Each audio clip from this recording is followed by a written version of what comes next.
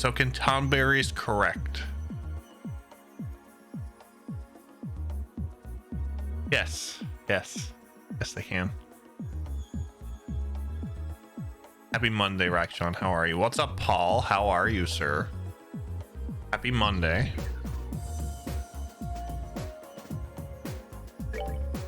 Let's see what we have. So we have Moon Door 4, which Moon Door 4 is the long door. Bring to me the girl who shines like the sun, and may the boy who cherishes that light be at her side. Only then shall the door open. So that is Estelle and Joshua. I don't know why I keep doing that. Then we have the star door of... We have food.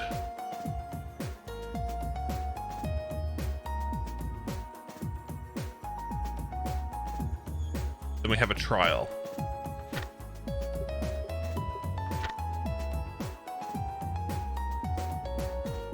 Then there's the grand arena. Choose left or choose right, only the cards of the future. Okay, so that's a card one. And that's Estelle. Okay. Maybe we'll finish off the moon door, because I think that's the last moon door. No, there's one more moon door after this, so okay, yeah. Better than the weekend, so I'll call it a win. Are you doing well? I'm doing all right. Doing all right. Mondays are hit and miss with me. Today was a hit. Today was a bit of a miss, but you know, I had a little nap after work, so I was conscious, but I wasn't conscious at the same time, if that makes sense.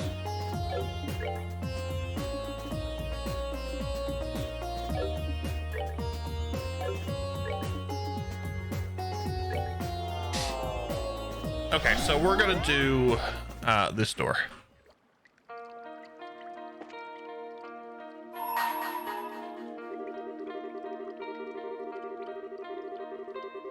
I feel like we should get the long door out of the way first.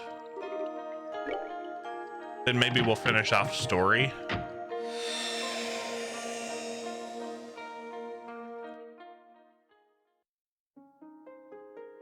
And then we'll, if we got time, we'll do like... I'd like to finish off this chapter. So if we got time between the long door and the end of the chapter, then we'll go and do short doors. I shall grant to you a memory fragment and my blessing.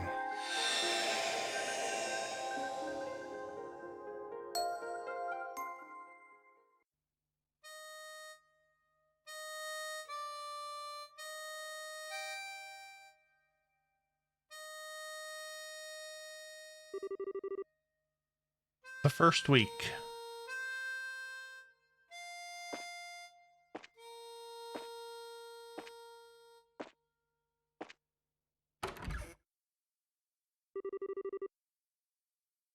Well, hello there.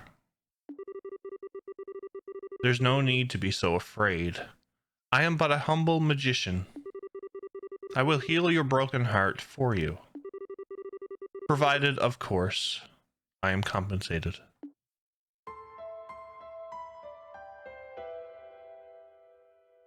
I had to choose this door, didn't I? Ah.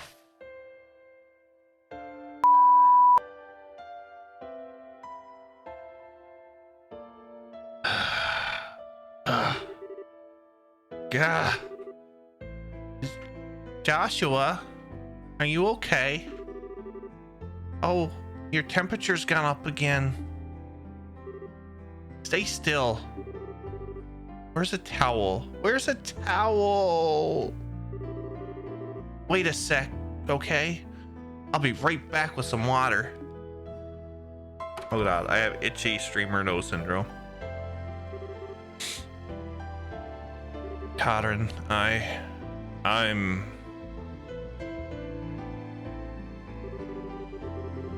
All I could hear in my head during those days were the same words repeating endlessly like a broken record. Yet somehow, I had no idea who was saying them. All I knew was that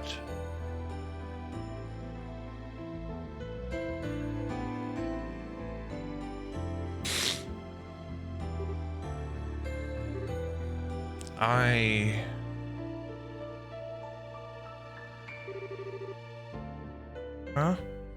can't find him anywhere. He's supposed to be hurt and resting, not out wandering around. Joshua, where the heck are you? Joshua.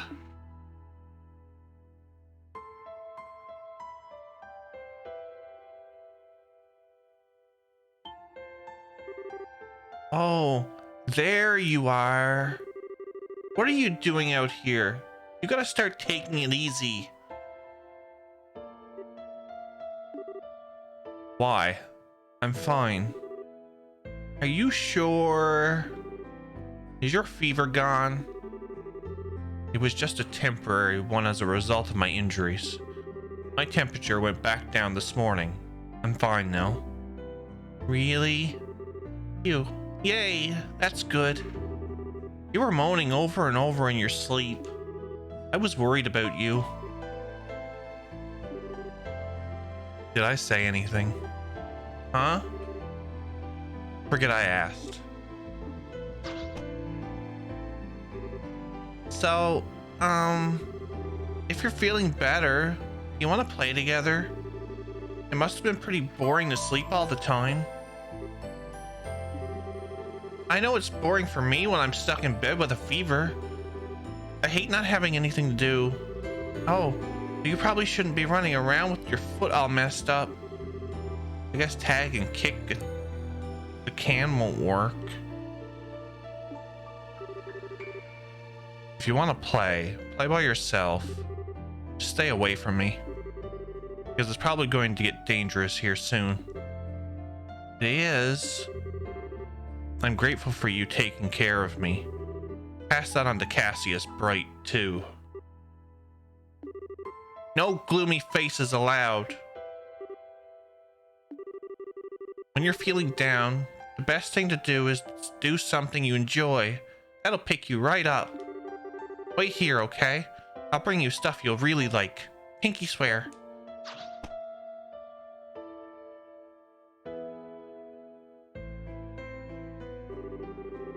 There still don't seem to be any signs that anyone's going to come after me. But it's bound to happen eventually. I've got 2 or 3 days at most before they find this place. 2 or 3 days. Joshua, here you go. A present from me. So cheer up, okay? Estelle proudly presented Joshua with a couple of roly-polies. What is she doing? Aren't they cute? They curl up if you poke them. I'm fine, thanks. What? How come? You're so cute. Because I don't. Also, stop coming over here. Stay away from me. Do you want another kind of bug? Huh? It wasn't what I was trying to say. Hold on. I know lots of bugs.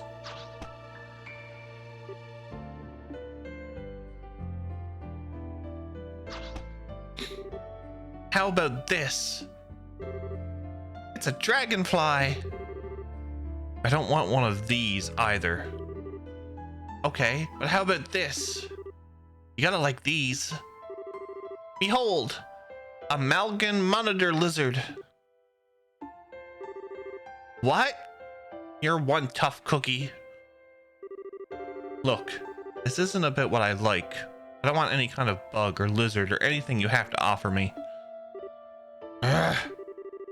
This one's my favorite too. What's wrong with you? What's wrong with you? I'm feeling more and more like there's something I'm missing here. Sit down for a minute, Joshua. I've got a serious question to ask. I'm already sitting. What kind of bugs do you like? Big ones? Pretty ones? Ones with lots of legs? One with lots of feelers? Ones with shells, wings, webbed feet? I don't want any bugs at all. What? I'm gonna have to pull out all the stops. Need something so surprising you'll change your mind. Don't move a muscle. I'll find something. I will.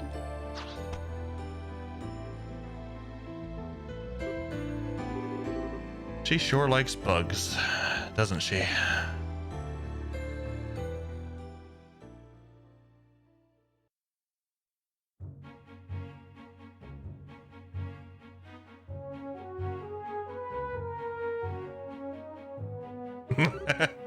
Aw, he ran away. He had a real funny face, too. No, can't let this get me down. Not with how sad Joshua looks right now. He's in so much pain, and he can't move around and do anything fun either. Which means I gotta find him the ultimate bug to cheer him up.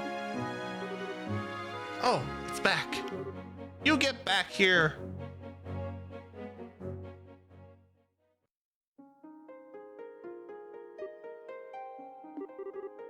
It's so quiet here. Even after all I've been through, this is the first time I've been in a situation like this.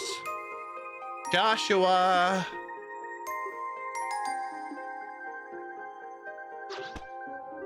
Hiya! Look at this one's face. Still grates me that they all call him Joshua at all times, primarily because my best friend's name is Joshua, and I don't think I've ever heard someone call him by his full name. In the anime OVA though, they call him Josh. Which, you know, it's hilarious because I'm so used to going through these two games, going through all the games now. It's like, well, his name is Joshua. They don't actually call him Josh. How many times do I have to tell you I don't want any bugs before it gets through? Are you even listening? Look, though, I hereby named this the Human Moth, as the pattern on its wings looks like a human face. What the heck? I knew this would surprise you. Except it didn't. I knew my efforts would pay off big time. Next time, I'm gonna bring back something even more awesome. Whee! She's so obnoxious.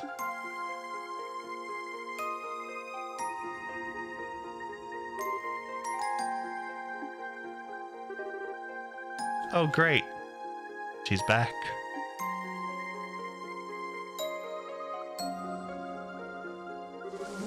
Joshua! She got the whole army coming. Geronimo!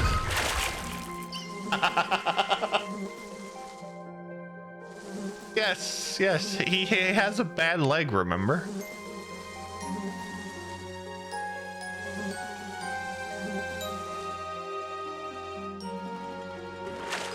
Phew. God.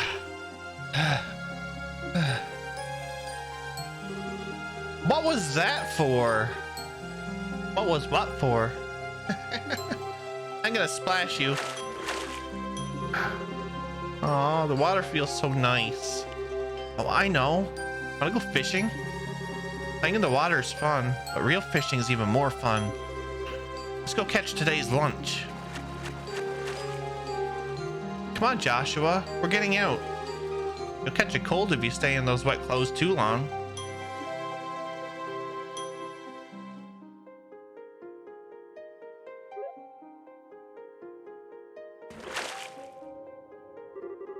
Yay! Caught a big one. This one's for you, Joshua. You don't need to catch anything for me. Now I'm gonna catch one for me. If I don't catch anything, I'll have to go without lunch. That would suck.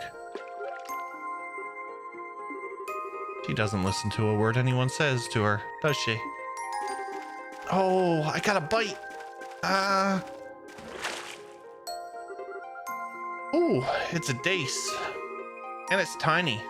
Daddy's getting this one. He probably just spent the day messing around instead of working anyway. He doesn't deserve a cool fish. What? Okay, next one I catch is definitely mine. Hi-ho! She doesn't know anything about Cassius Bright. So he tells his daughter nothing about what he does. It fits his profile, I suppose. Aw, got away. The next one's not going to be so lucky, though. Ah, a tug. Okay, maybe not.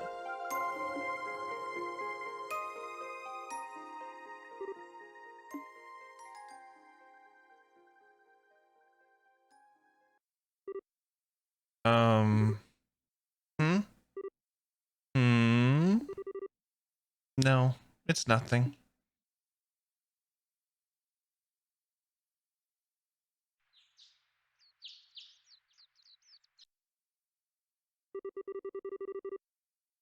Was it always so bright? The greenery's hurting my eyes.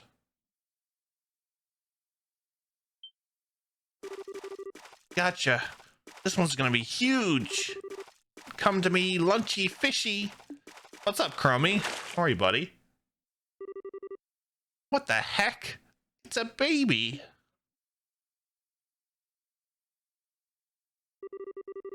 The second week. So this is going back to when Joshua first came to the house. Okay, I get it now. We need those babies. She didn't come over to the shop yesterday either. I still think you're worried about nothing. Estelle's okay. She always does whatever she wants, when she wants. But she used to come over and play every day.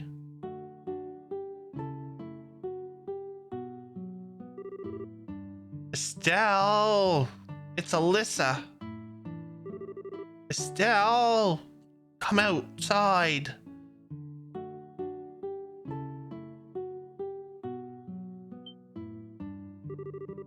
You think she's been abducted, do you?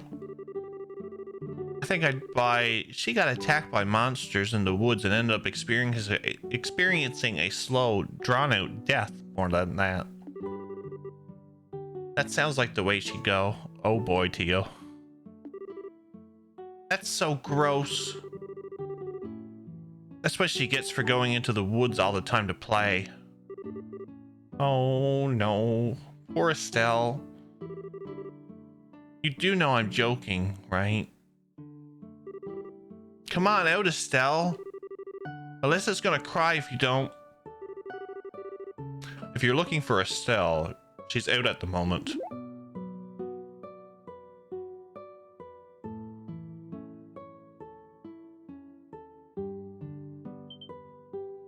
Oh, how's this encounter going to go?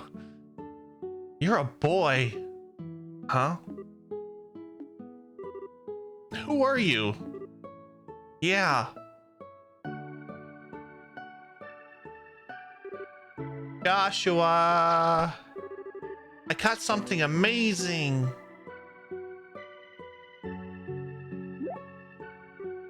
Huh? What are you doing here? Estelle, where have you been all this time? I was so worried about you. Who's this boy anyway? Someone you know? We've been trying to talk to him for ages now, but he won't tell us anything. He keeps telling us everything we ask is none of our business. Estelle, are these your friends? Yeah, they are. It seems they're not lying about that part then. They don't seem to have undergone any kind of training either, and their guard is virtually non-existent.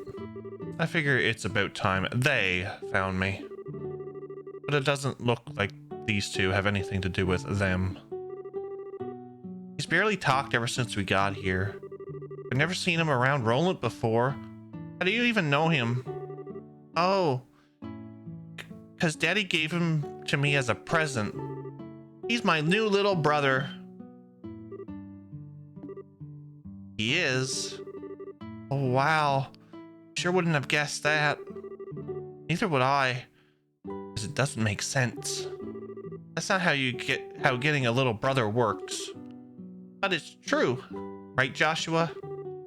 No, it isn't.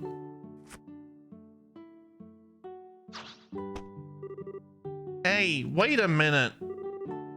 Listen, young man. Listen to what your older sister tells you. As if someone like you could be my older sister. Huh? Why? I'm not here to be friends with you. The only reason I'm here at all is that things just worked out that way. That was what Cassius Bright said, wasn't it?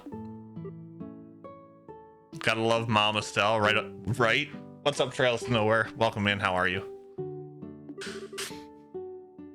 Oh, and one more thing. Can you stop bringing me bugs?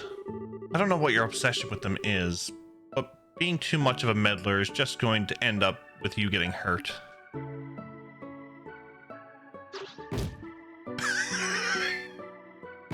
What is with her jumping on him?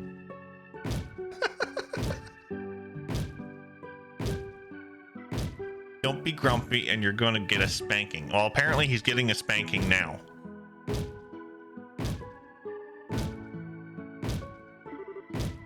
Ow, ow! In this house, I'm the older one.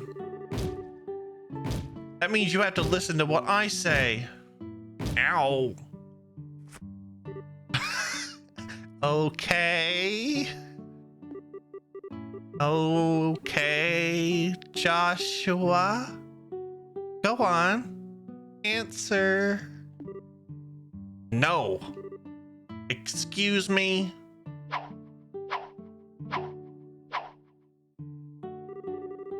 Well, those two are sure getting along well. So it seems. You two can shut up anytime. Got you. I win. From today until forever, I'm your big sister. No backsies allowed. Joshua's not respecting his elders. No. What's up, Victorio? How are you? Welcome in.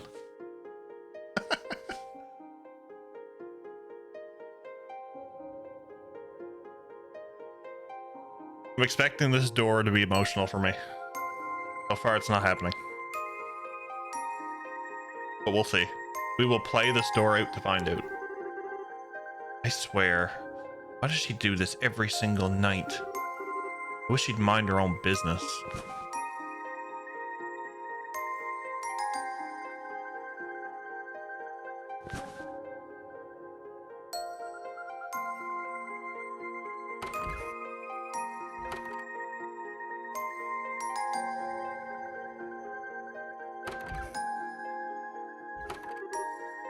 Joshua?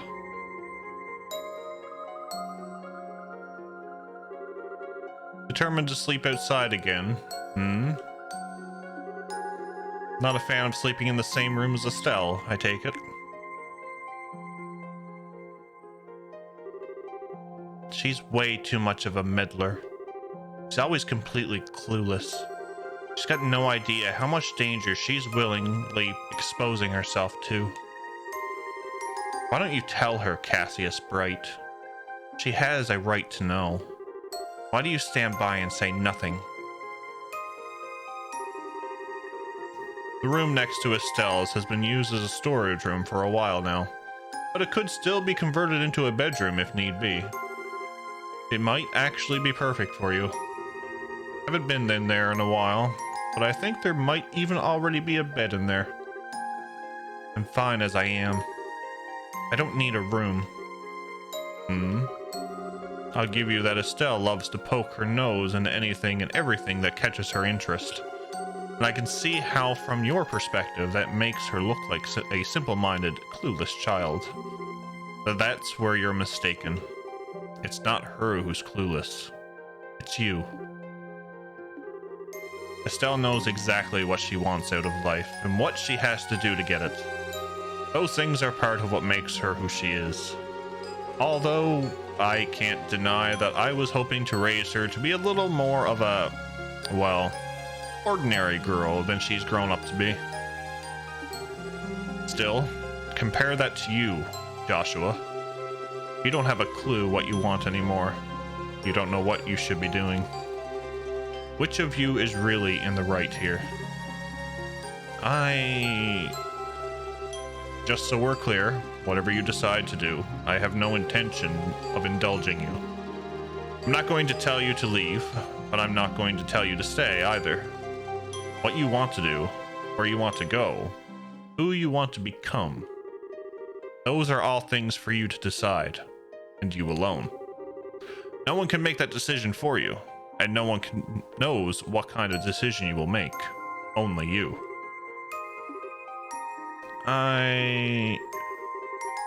What do I want?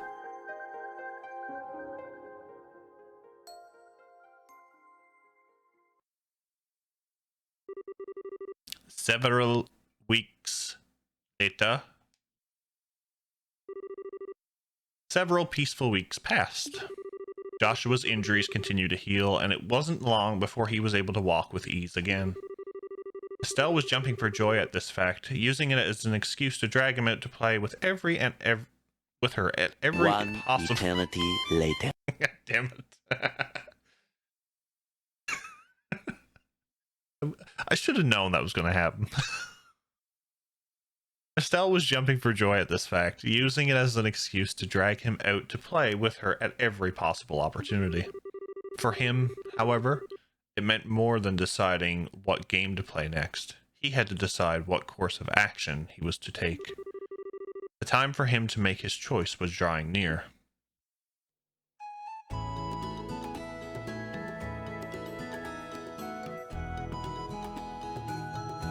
What was the Purzel farm?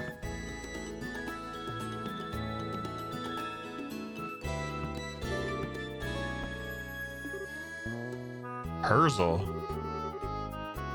That's a short-haired girl's last name, right? Uh-huh. This is where Tio lives. Guess what, though? Her mom had twins. If I needed to guess anything, you wouldn't shut up about it when you first heard the news. You've also been to see them over and over as it is. Are they still exciting enough to want to keep visiting? Oh, we're not here to visit them today. We're here to help at the farm. Right now, it's harvesting time. But Miss Hannah's kind of stuck with the babies, so I need some help. And when Alyssa told me about it, I wanted that help to be me. Well, it's nice of you to offer, but why do I have to come too? Because I said so. No complaining. Let's go. This is the part you're really... Did I mention I don't like these sax boxes?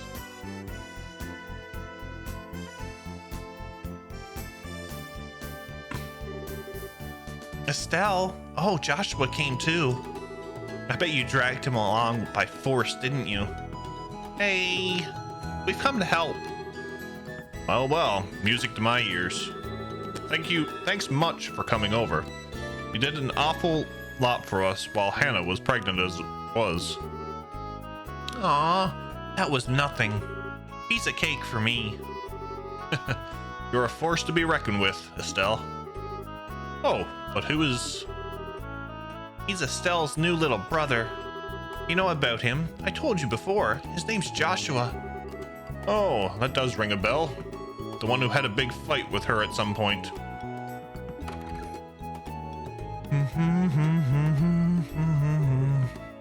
Mrs. Purzel? Hello, Mrs. Purzel. Why, hello to you too. I'm so sorry to make you two help out again.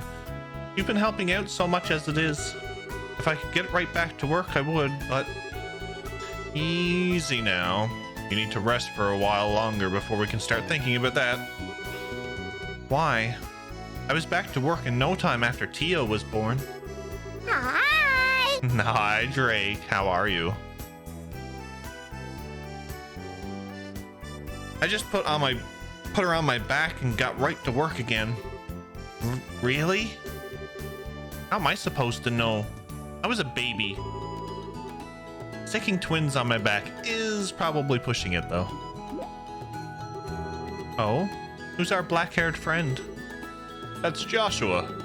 Tio told us about him a while ago. Right, Estelle's younger brother. I remember now. Why, isn't he adorable? Hi. What's up, Lord Navasa? How are you? Welcome in. Have you come to help us too? Sorry if it's not much fun. Wait, is that a bandage I see? Uh-oh, you're right. Didn't even notice till you pointed it out. My injuries are more or less healed. They won't have any effect on my ability to work. But more or less healed means they're still healing. We can't ask an injured boy to do all our work for us. You need to sit and rest. Honey, I have the perfect idea. Working on my extensions? Nice. We, apparently, I think Joshua's going to be babysitting twins, by the sounds of it. But we're doing all right here. We're doing all right.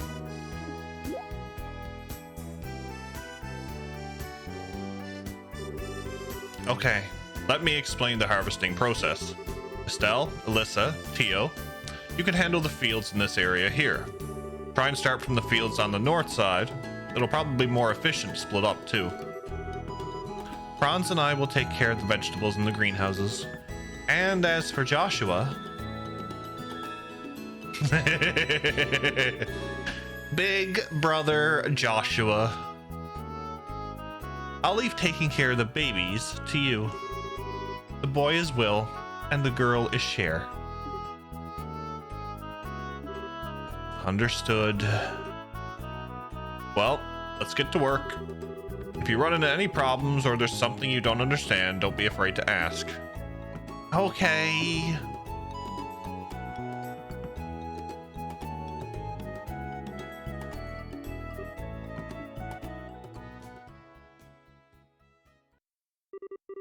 The past few weeks, there's been no sign at all that anyone's coming after me.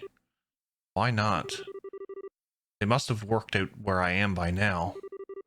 So am I supposed to take this to mean that they're not interested in me anymore? They just stole my memories and cast me aside? But still, I still feel like I've lost something really important to me. What is it? What have I... Joshua! What? Are you listening, Joshua? You're too injured to work the field. Here, look after two newborn twins, because that's clearly an easy task.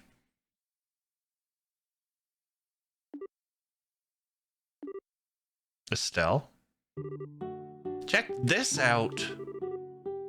Estelle held out a large carrot. Isn't it cool? I harvested this myself. And this is egg... And this eggplant too. Look, it's so shiny.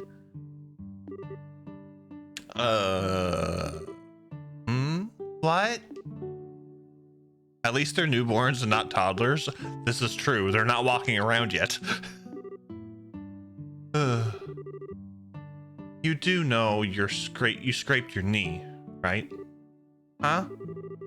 One day you'll learn to think before you leap. Or at least learn to take care of yourself after. Come on, let me take a look at it. Okay. Joshua took out some disinfectant. Ow! That stings! Just endure it. It'll be over soon. I swear, she attracts scratches and scrapes like a magnet. No wonder she hasn't caught tendonitis or something. Joshua, you really do love causing people trouble. I never asked you to do anything for me. That just makes you cause people even more trouble. You don't do anything about your injuries or even notice them, and it just makes more work for others. You're a danger to work yourself no matter how you look at it. anyway, Joshua, why do you... Oh, she's cut her the back of her hand too. Eek! Tell me where you're gonna put that stuff before doing it. Joshua finished treating Estelle's wounds. There, I'm done.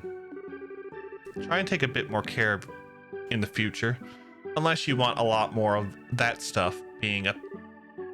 Meh. I don't have to use the button.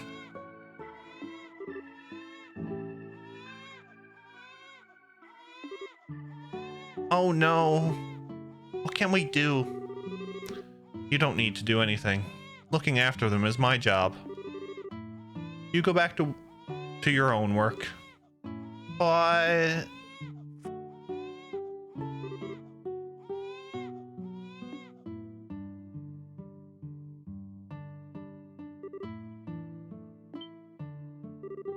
Wow.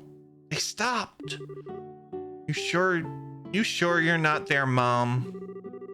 I'm not even going to dignify that with an answer. Just go back to work. You're never going to finish if you're not doing anything. Oh, okay. Thanks, Joshua. They'll eventually start understanding things and I'll get, I'm sure it has already been. Yes, it's always good to put newborns on the ground. At least he put them on the grass. At least he put them on the grass. Grass is a bit softer. Thanks. Huh?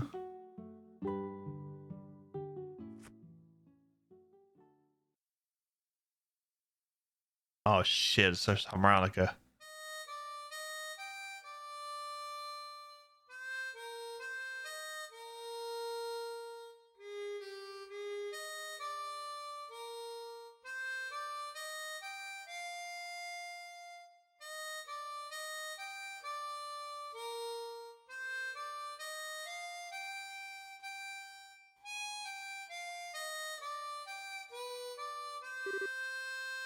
Whoa. So cool. I didn't know he could do that. Handsome boy playing a harmonica beautifully with the setting sun in the background. There's a picture if I ever saw one. Did you know he could play, Estelle? He's supposed to be my brother, and he never told me at all. He's gonna get a huge lecture later. Oh, Estelle. What are you getting mad for?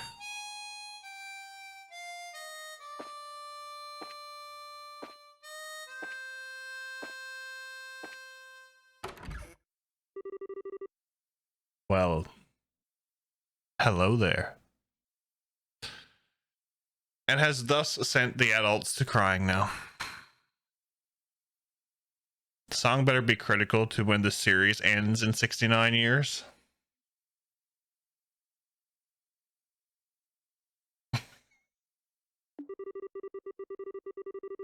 There's no need to be afraid. I am but a humble magician. I will heal your broken heart for you. Provided, of course, I am compensated. I finally understand. I finally know what I lost.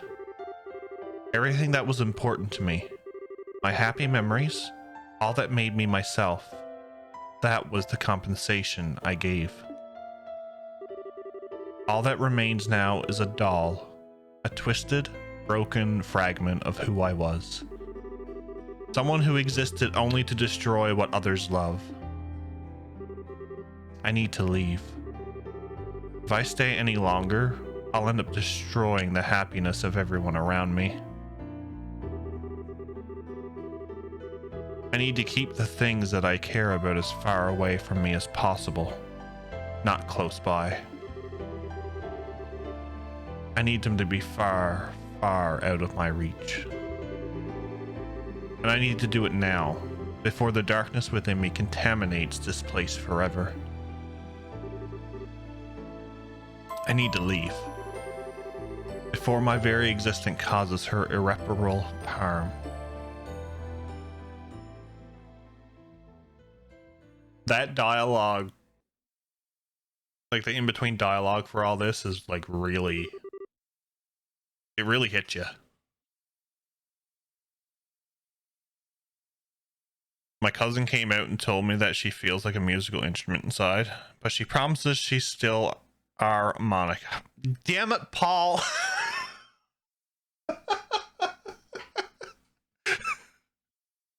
God damn it.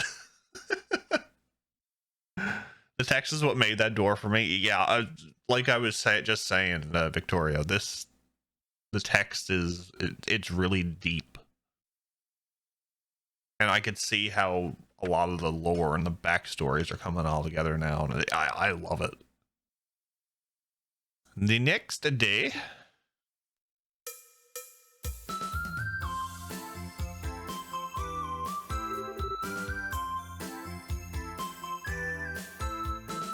Okay, can we have a moment here for a second? We went from a very deep thought moment there to lively music.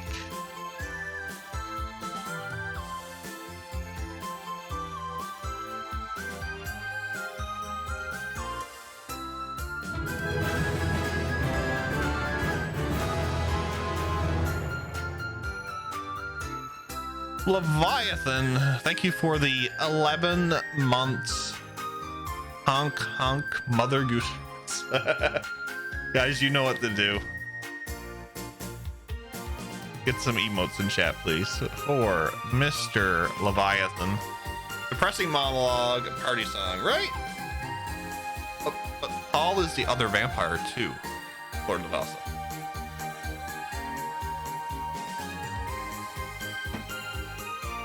He is the other vampire. What's up, limited time gamer? How are you? Welcome in. How's it going today, sir? I just missed an important section of the game, I gather. We're still in it. This is another long door. Honk honk. The other vampire. Sorry, Paul. My mistake. I can't believe him. Not even a jumbo mantis or a double seahorse were enough to get a reaction. He must have really fancy tastes.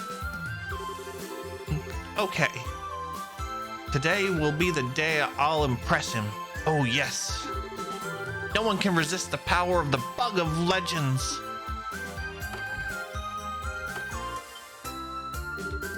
Well, hello there, Estelle. What are you doing standing around out here? Are you off to do some bug catching? I sure am.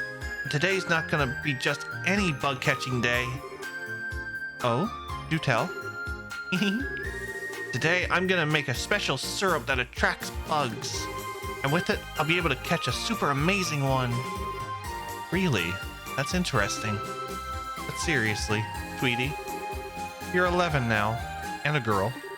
I think you should be starting to dress a bit more like one at your age. But these are comfier and way easier to move around in. Anyway, bye.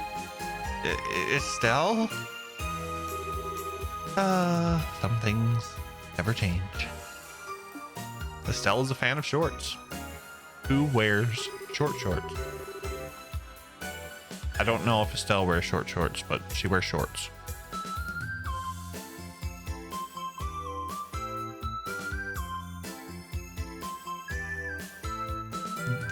Damn it, Paul.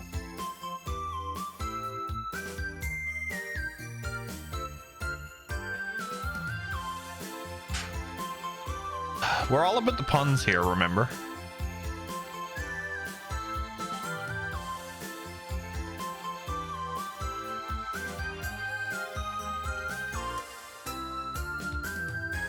Wow. Wow. Paul, is that hex code you're using?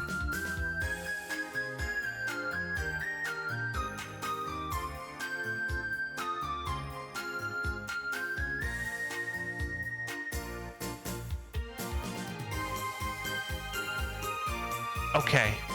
First, I need to get all the ingredients I need to make the super duper syrup. Alyssa should be able to give me some dragon beans, so that's easy. Then there's the fresh milk and fresh eggs. Tia will give me some if I ask nicely, maybe.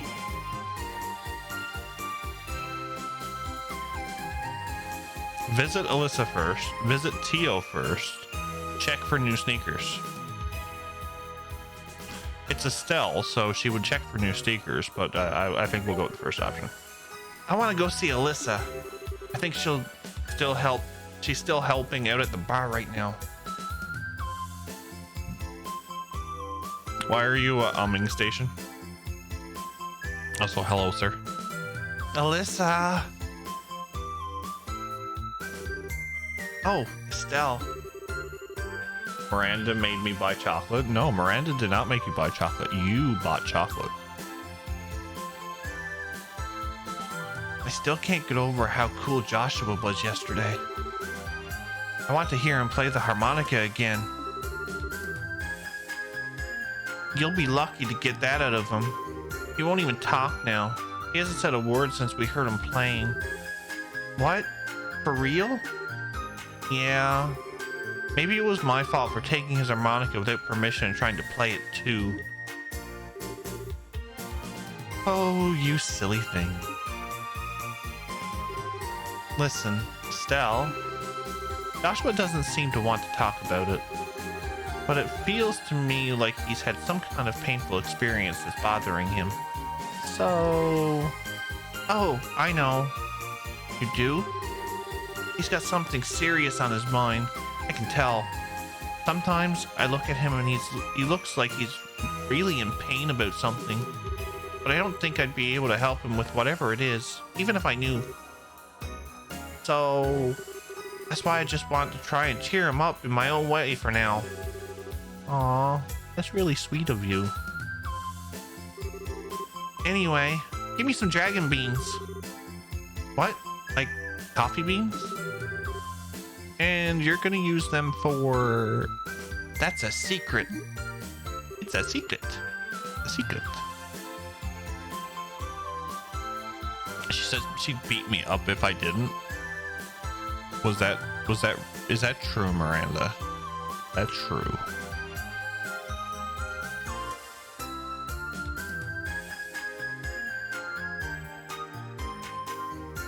You're so weird, Estelle.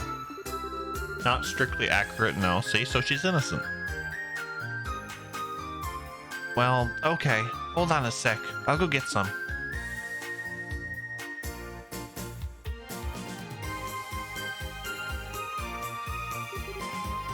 Here you go. Alyssa handed Estelle some dragon beans.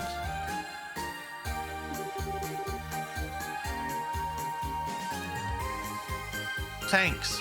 Now I gotta go to Tio's house. I need to get some fresh milk and eggs from her. What the heck are you planning, Estelle? I'll show you later. You might pass out from surprise, though. You know what? I think I'm okay with not knowing. Anyway, see you later.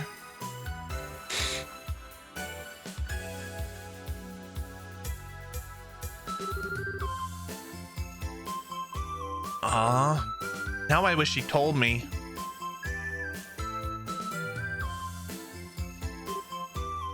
Yo.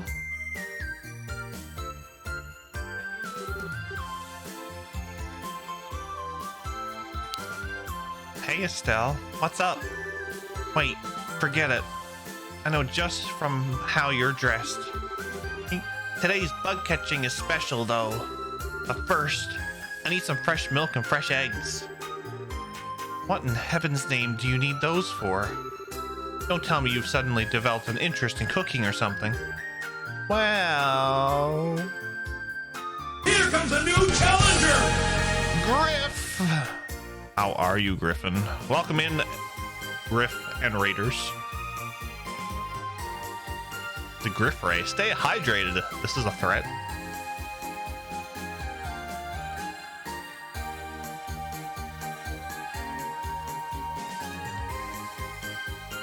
There you go. Thank you for the shout out. Guys, if you're not following Griffin, please go check him out. Griff, how was your stream? How was Apex Legends? I know you don't main Apex, but you mostly main Path of Exile, don't you? But I hope your stream went well. Welcome in. Thank you for sharing the community.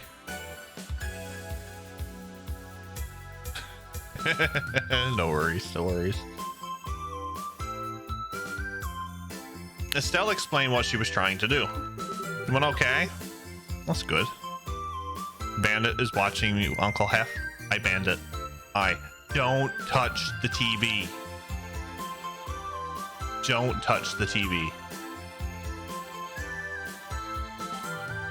I had a few problems, like technical problems. That's weird. That's good then. But the TV is shiny. No. It's the chickens. The bug of legends. Yep, I'm trying to give Joshua the surprise of his life. I'm still not sure I'm following all of this. Let me try again. I guess you're trying to make some kind of aromatic capable of attracting that bug. Probably. Just whatever you do, promise not to get any of it on me, alright? I won't. I don't know if I believe you.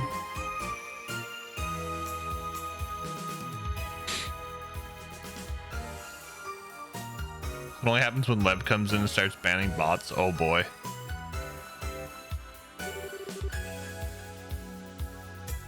Well, here's what you wanted. Estelle received both fresh milk and fresh eggs. Oh, and one more thing before you go, Estelle. If you really see him as your little brother, you should start gradually opening up to him about the past.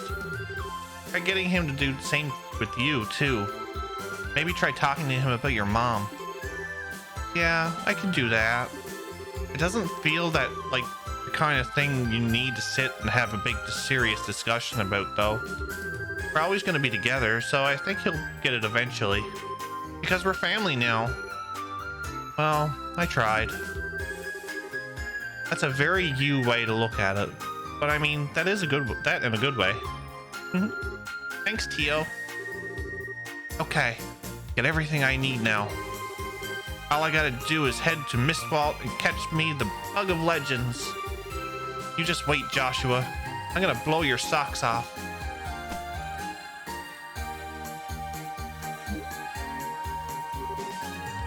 Wait a second. She's not gonna go there all by herself, is she? And just what is this Bug of Legends thingy anyway?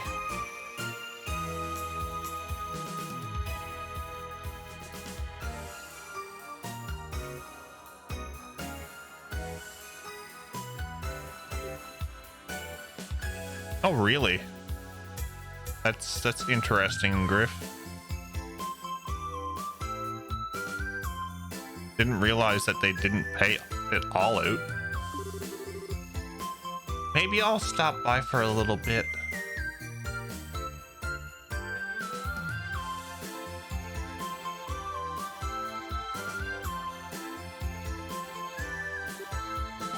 Oh? If it isn't young Estelle, what are you doing here?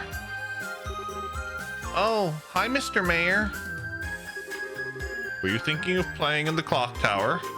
The repairs on it were finally finished last month. Yeah, I know. The artisans of the town all put their heads together to try and make it as close to the original as possible. They tried to use as many of the original materials as they could too. She's waiting for the chickens to come back.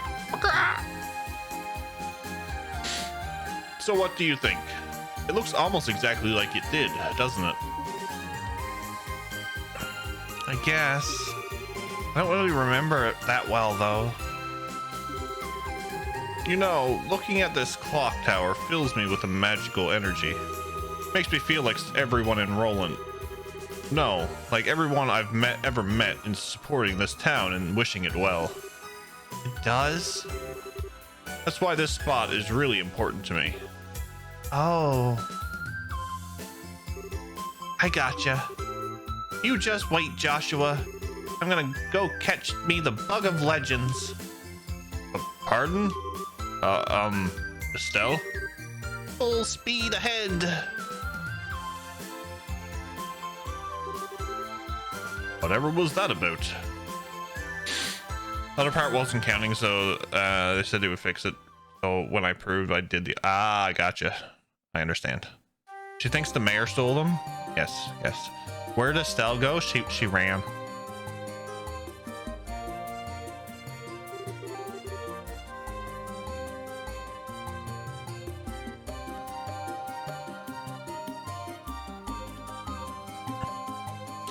You keep getting ads every 20 seconds? I don't understand why, though.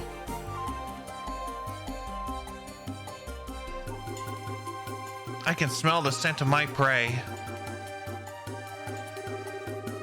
Somewhere around here should be good.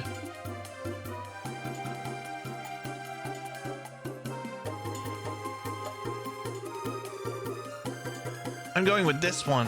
It's just screaming, pick me!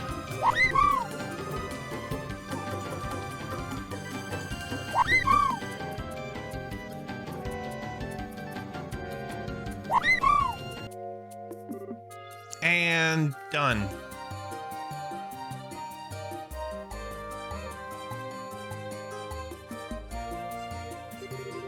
Today's the day Joshua loves bugs. I mean, this bug is legendary. He's in for the shock of his life. Yeah, you're in for the shock of your life, too.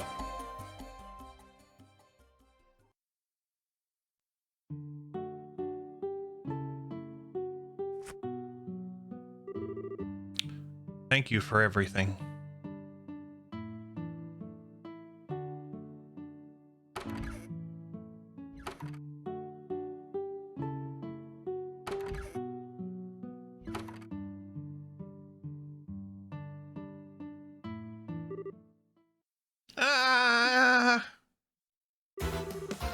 That sounded like Estelle. Something happened to her. No, it might not have. It's Estelle. She probably just tripped. But no, whatever may or may not have happened to her, it's got nothing to do with me anymore. She's got nothing to do with me anymore. Damn it.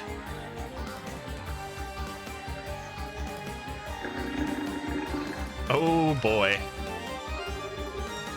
This is mine. You can't have it. Go away. Shoo. Shoo. Don't come any closer.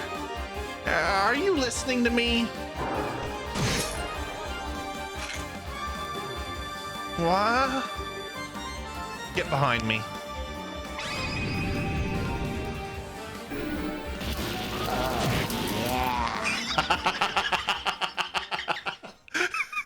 Damn it, Max.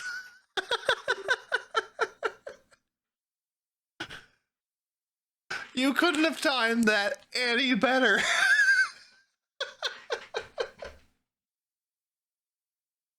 Oh, that timing. What's up, Storm Call? Welcome in.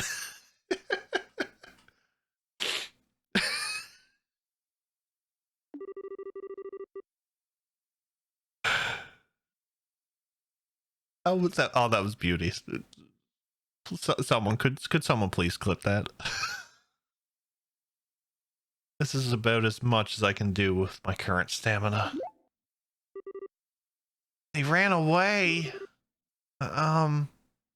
Joshua.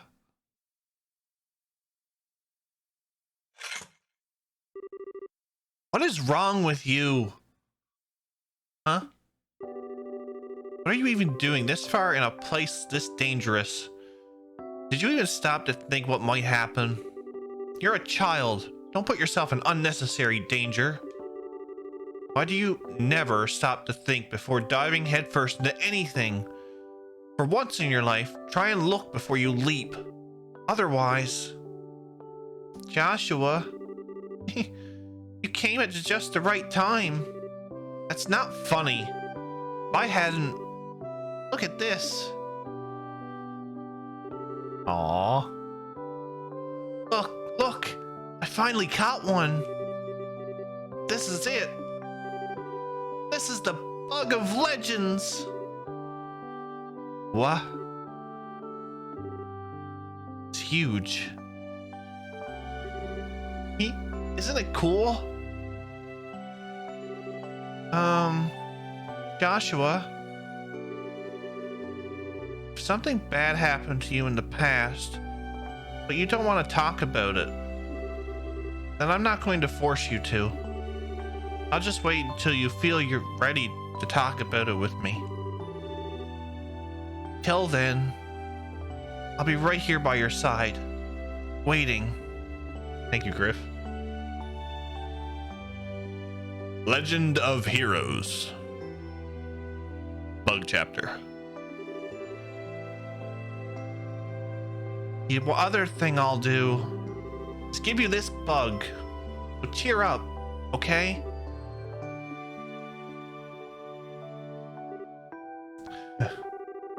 You're telling me that bug's somehow legendary? Because I don't see what's so impressive about it. What? But it's huge. This is the most awesome bug in the entire world. Nope. Not in the slightest. You just wait. I'll find a bug that'll amaze you, even if I have to search forever and ever. So you just wait right here.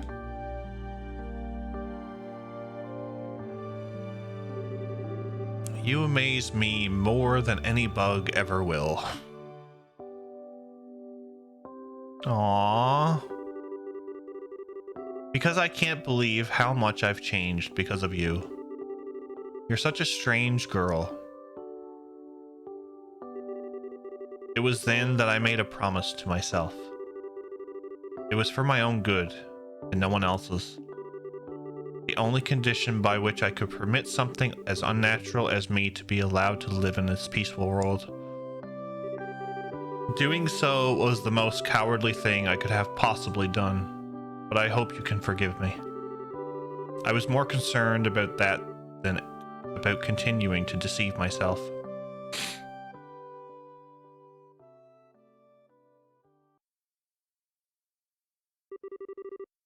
On the final day, she is still innocent and unaware of the abyss worms. Listen, those abyss worms are absolutely horrible.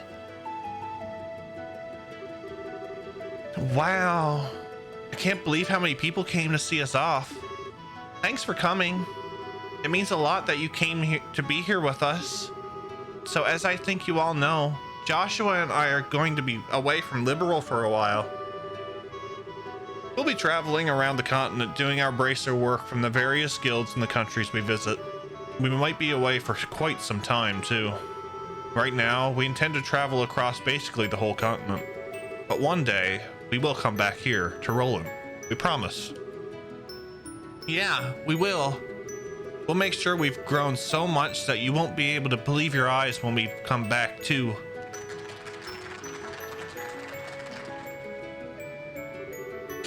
I still can't believe you decided all this on your own without ever consulting your lovely papa. Oh, didn't they? They did not. That made taking time off to come see them off a real pain, let me tell you. Sorry about that, Dad.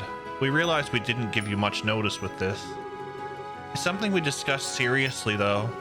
Hopefully you'll be able to believe what we're doing is for the best. As long as you've given serious thought to what you're doing, you have my support. So go out there and do what you want to. I'll always be right here waiting for you. Good to hear. Thanks, Dad. You're both veteran bracers at this point, so I'm sure you don't need much in the way of advice. Instead, I'll keep this simple.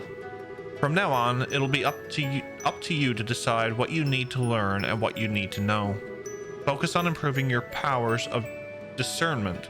That's all I'll say. We'll be sure to take it to heart. Life as a bracer is very different in other countries compared to how it is here, as I'm sure you're about to find out. But the fundamentals are the same. Just do as we taught you, and I'm sure you'll be just fine. Thanks. I'm sure were taught. I'm sure all we were taught will come in handy if we ever find ourselves in a bind. Oh, I'm sure you'll be able to handle anything you find yourselves up against. We taught you ourselves, after all. Follow your hearts, and with your heads held high, you'll be just fine. That means a lot to us. We can't thank you enough for all you've taught us over the years. And I'm sure it will keep coming in handy in the future too. For real, we really owe you two. Oh, there's no need to thank me. I've just done what I always can as your big sister. Don't drink or eat anything that seems funny while you're away, Estelle. Make sure you brush your teeth before bed too, and that you don't get so caught up in work, forget to shower. And easy now, Stella. She's not a child anymore, you know. She knows how to take care of herself. I hope she can, because if you don't look after yourself, Estelle, I'll be showing up in your dreams. The scary part is, I wouldn't put it past you to find a way to do that. Don't worry, that's really won't be necessary, I swear. Take good care of her too, Joshua. And remember, there's always a job available for you at my shop if you want. So come back safely, you hear? I will. Please take care of yourselves while we're away. I don't want you to go, Estelle. You won't forget about me, will you? Come on now, stop crying. Of course I won't. When we've settled in at wherever we end up next, we'll write to you right away, okay? Look after Alyssa while I'm away, okay, Teal? I will. You make sure not to let Joshua get away while you're out of the country too, okay? What? Duly noted. You two really have to go. Joshua. Oh, look at that. You've got the twins crying buckets now too. It's no surprise this would be hard on them. You've been looking after them since they were babies. Of course they'll miss you. I've got tons of great memories with them to keep me company while we're away, thankfully. Probably going to be a while before we can see any of you again. But you'll never leave our thoughts. Promise. I'm gonna miss you.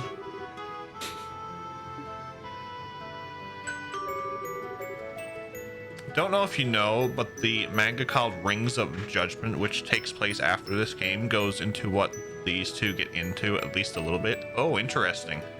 Interesting. I'll have to look into that, Dan.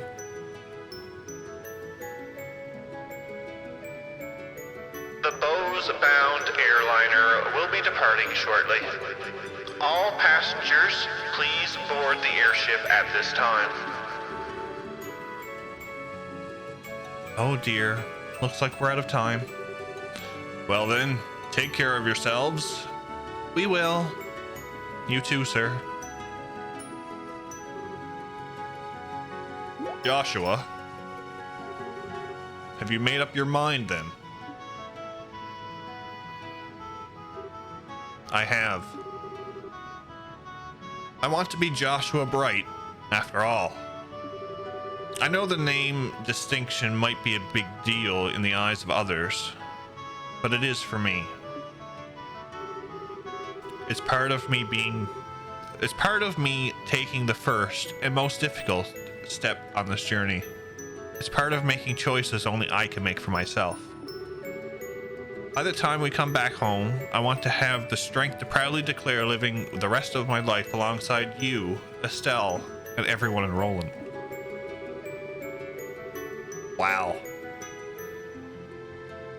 Even after taking that first difficult step, it's not like I can guarantee it'll get any easier.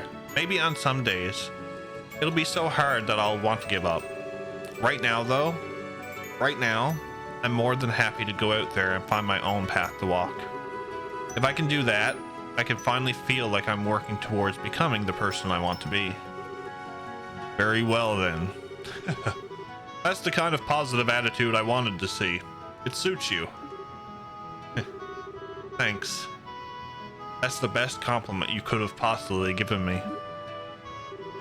I swear, what is it with the men in our family? Would it kill the two of you to talk so that the rest of us can understand what you're saying? But whatever. Come on, Joshua. Get on board or you're gonna be left behind. I'm coming. That character progression, oh my god. Well, see you around. Estelle, when you come back here next, I'm gonna be a bracer just like you. I am. Now that I want to see. You don't think I can do it, do you? I'm serious. By the time you get back, I'll be a bracer. I swear. I think I want to become one too. So, don't worry. We'll be back. We promise. I can't wait to work you two to the ground as co-workers. I'll be counting on you to have my back. So don't let us down, okay? I won't. Never forget that there's always a home for you here. No matter how long you're away, that will never change. We won't. Thanks, Dad. We'll see you later.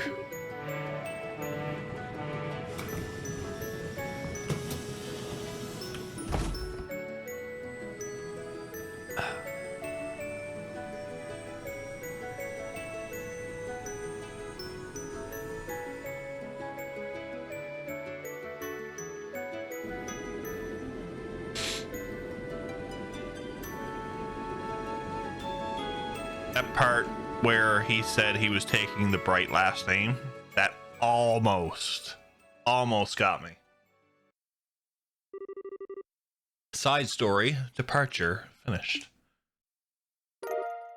Received memory. Received 8,000 Mira.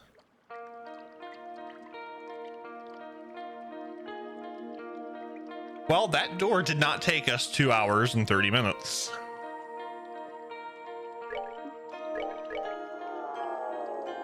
That's great.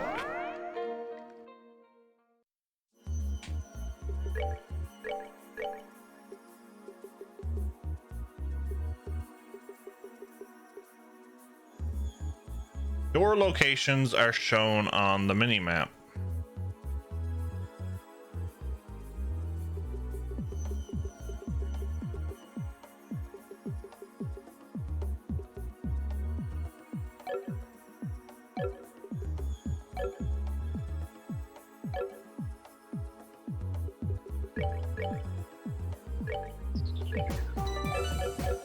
Okay, so what's next? Okay, so we have all the moon doors done so far. Star door. That's food.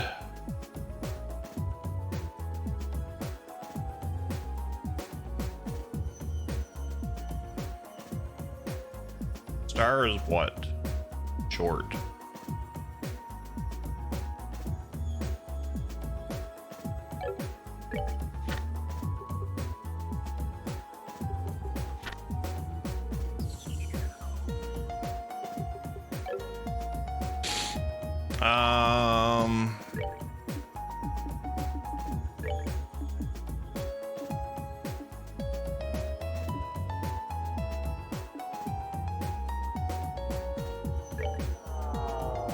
We'll do this star door first.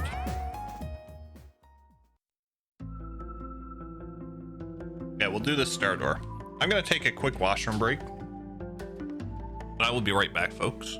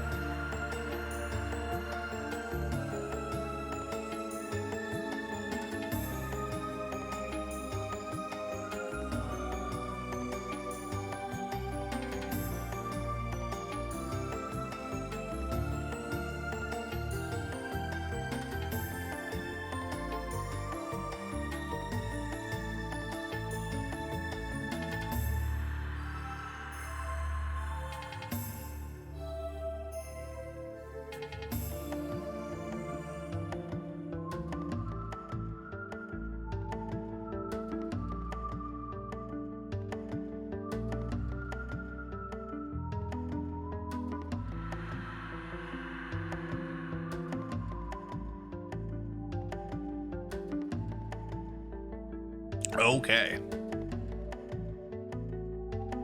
Okay.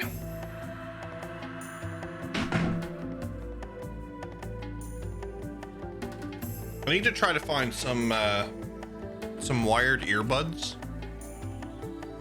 with a long cord. Which door is this one? This is Star Door 7.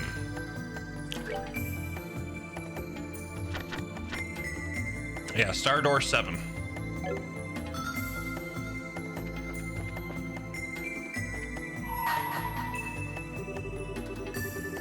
All may set foot within this door to lay claim to its rewards.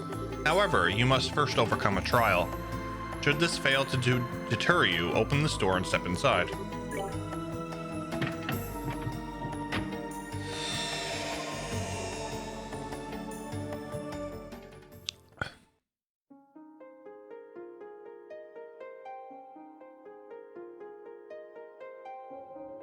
I'm guessing this is like the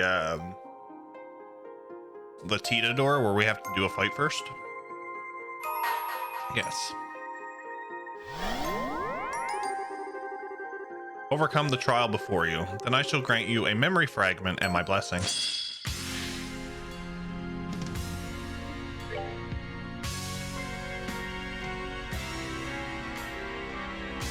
And petrifies, hard to hit, and can split itself. Oh joy.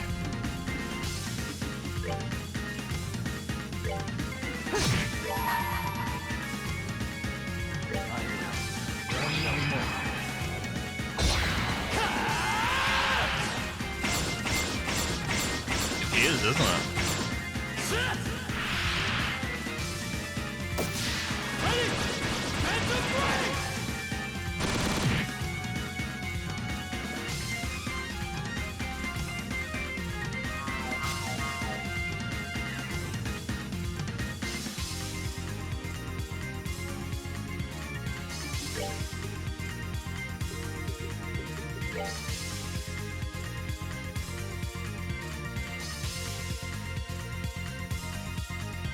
What's up, Dragon? How are you, buddy?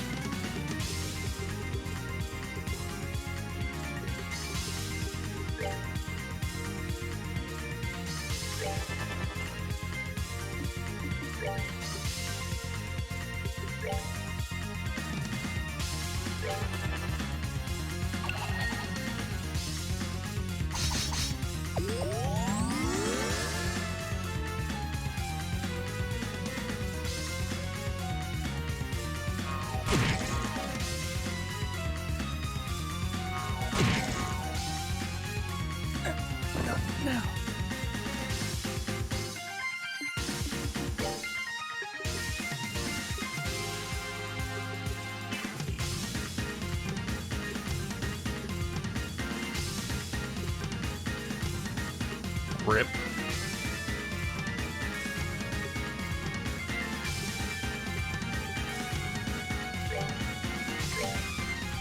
We're good to go.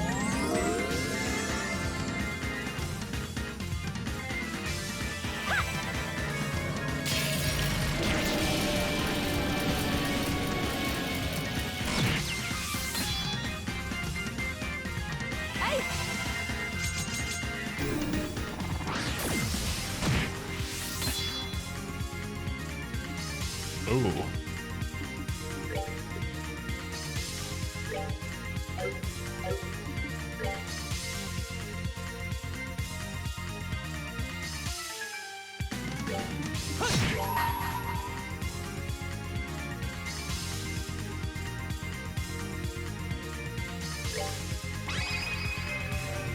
Upon the golden They felt odd. It did feel odd. It's a Monday too, Dragon, so. descending to that land to rescue wayward souls.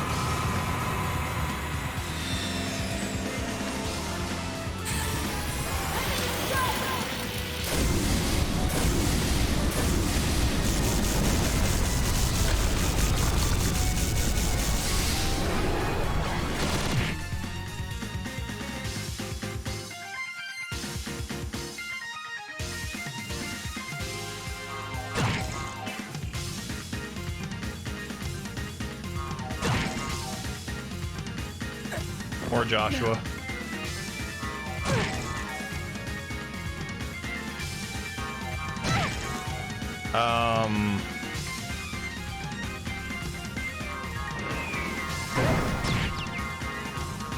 Wow. Rip.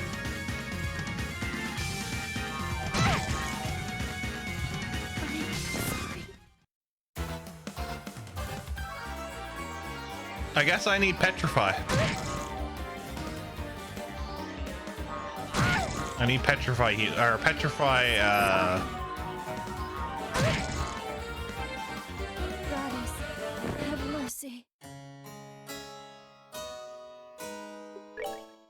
I need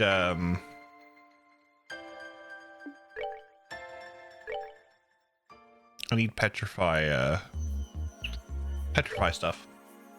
Okay. I couldn't remember if I saved. The joy of petrification, right? Right?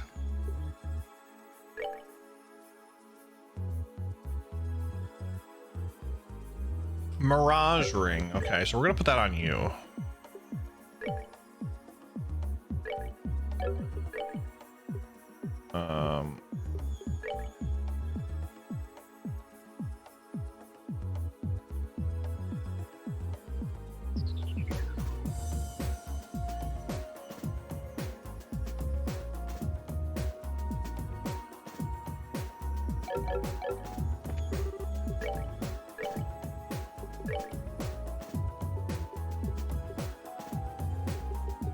Anything else that helps with petrify? No, it's just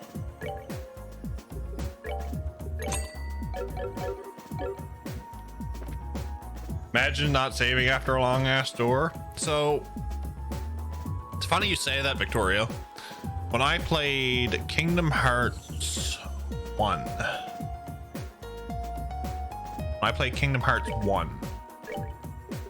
I played for 3.5 hours. I'd done like 2.5, 3 worlds, and I didn't save. I had to redo the entire beginning of the game over.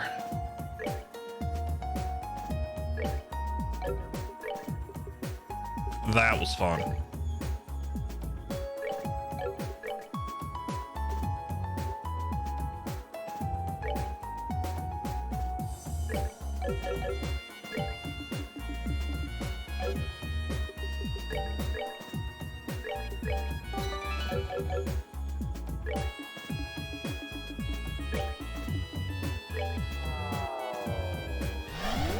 I also had some unexpected deaths in Chrono Trigger today and was like, thank goodness it was bookmarks.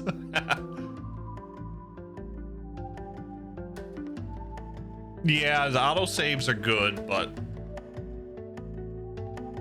I don't know, something about autosaves. They can help at time. I'm more of like, well, I prefer the manual save everything. Burn that man. Burn.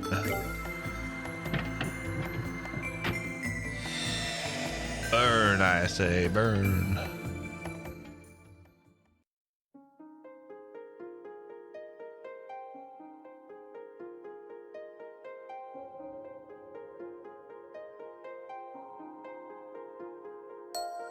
I get skeptical about autosaves overall since I played JRPGs like all my life, but I can get caught. Yeah. I don't like autosaves.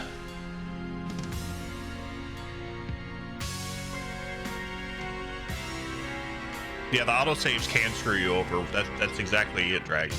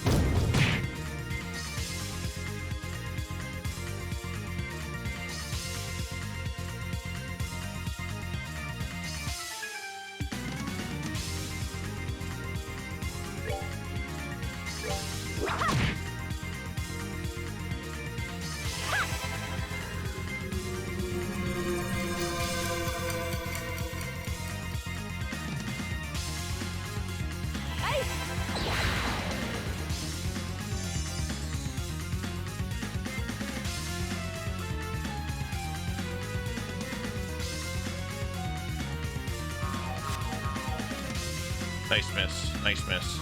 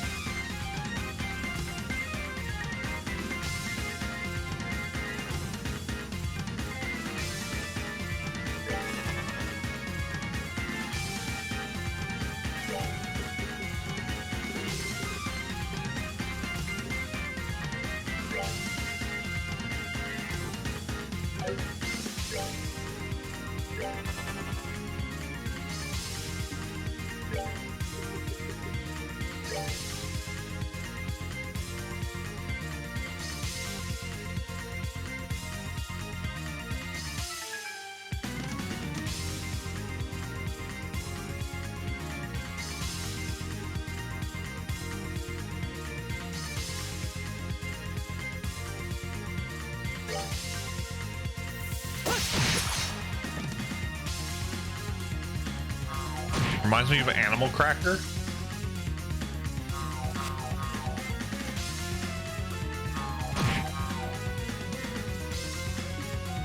Kind of look like Cheetos, yeah.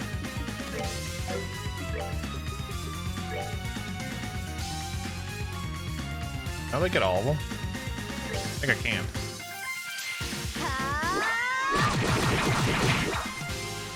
I missed a couple. It's fine.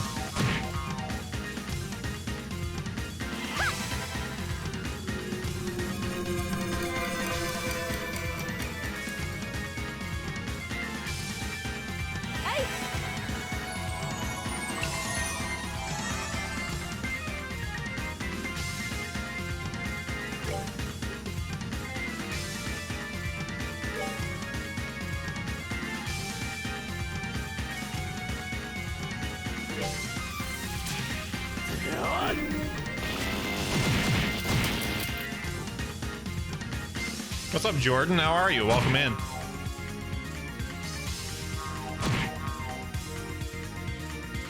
Oh, I see criticals now. This is going to be good.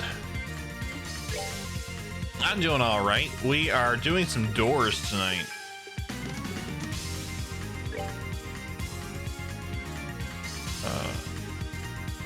There we go. Hopefully making a bit of progress here. We are in chapter 5. I think, yeah, 5. Yeah, 5.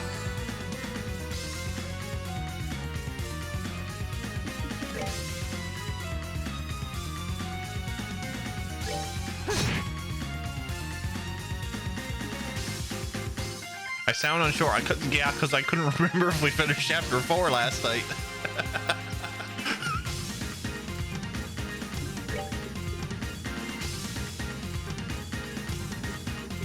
I'm allowed to sound unsure sometimes.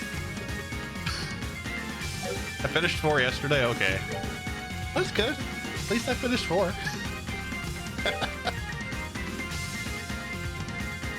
Okay, we'll go with this.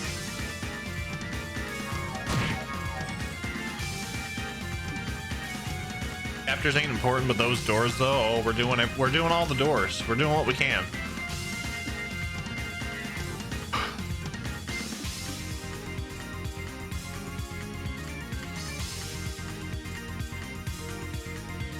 Oh, I should have done with her. Damn it.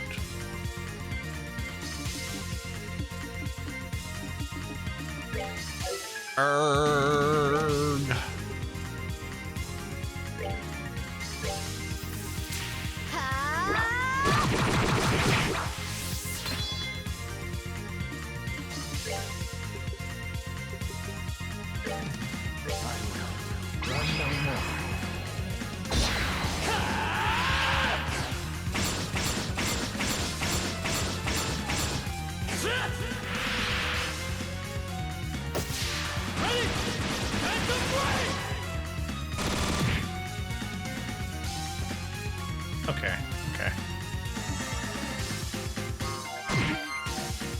one.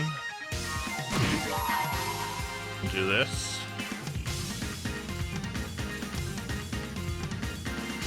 I should get everybody there. Upon the golden wings of battle, descending to that land to rescue wayward souls.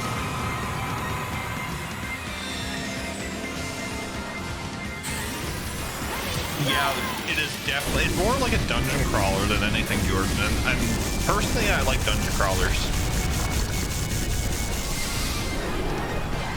I've been very invested in the lore of this game too.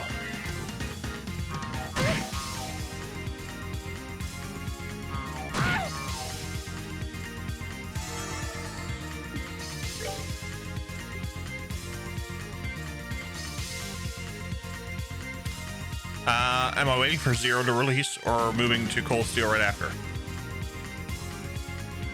I actually have I've actually had the translations for Zero and Azure for a while, so we're going to be doing Zero after this. We're doing Zero. We're going in order. We're doing Zero, Azure, then Cold Steel,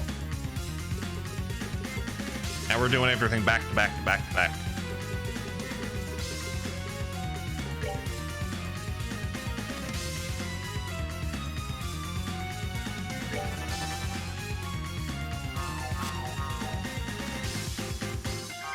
Dan knows what's up.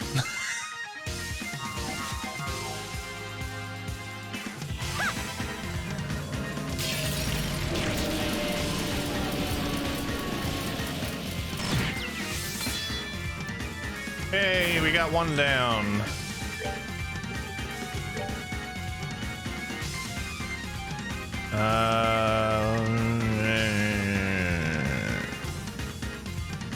Do that.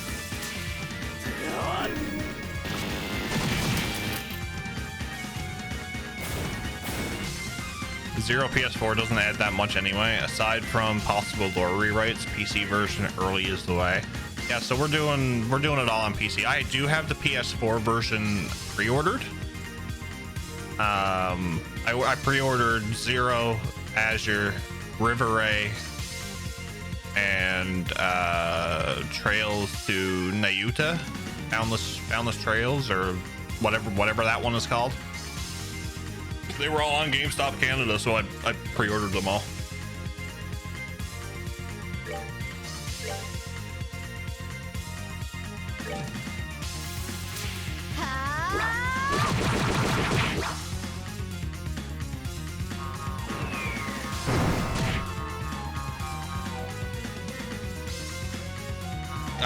I am from Newfoundland, Jordan.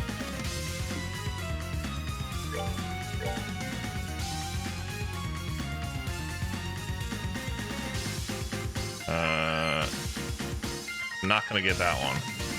That's fine though. Ontario, nice. Oh, a few people up in Ontario. We had actually a lot of our chat is from across the country, actually.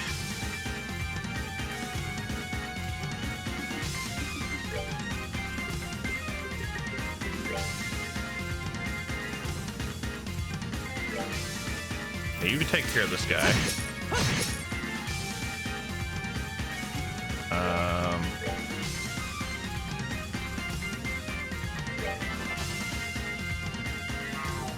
There's dozens of us, yes. We multiply. We start coming in one by one, and then all of a sudden there's swarms of us.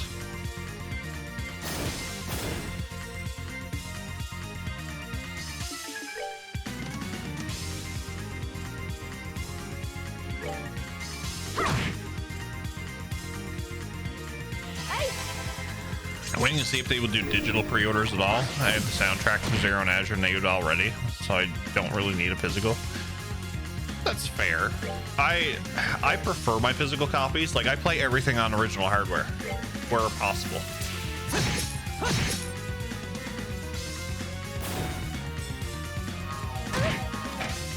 I would hope they do the treasure chests. We actually have a command for the treasure chest quotes. I have all of the first chapter and all of second chapter built into the bot.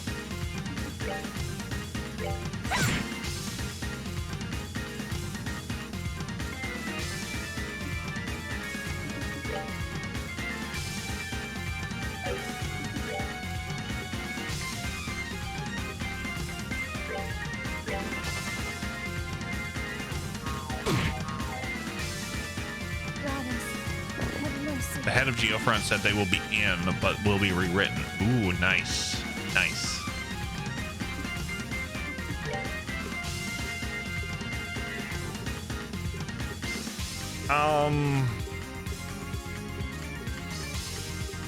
Can you reach her? No, you can't.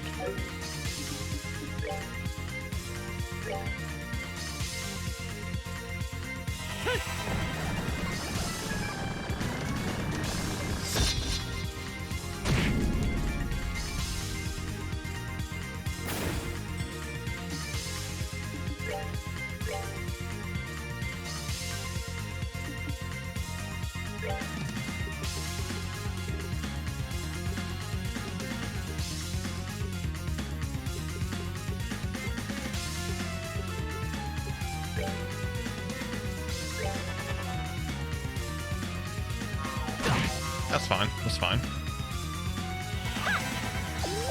Zero PC fan submitted. Ah, gotcha. I want to do. I will eventually play it for PS4, but it might be on my own time.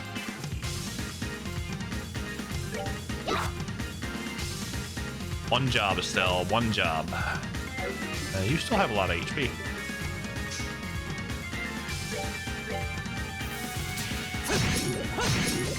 Okay, now we're good. They just announced the winner of the reverse cover contest. Which one won? I did vote.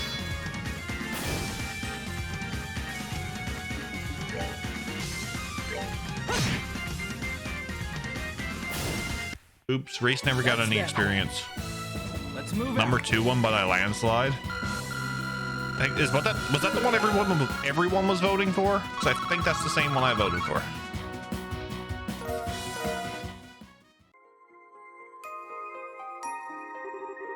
You have overcome the trial. Thus, I shall grant you a memory fragment and my blessing. Yes. Can someone permit Limited Time Gamer to post a link, please?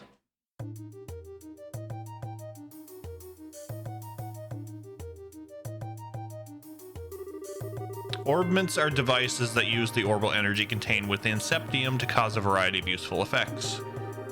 It has only been a little over half a century since they were first invented.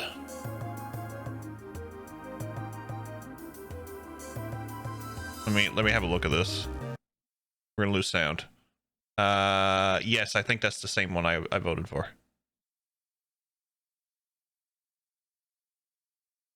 Yes. Nice. I like it.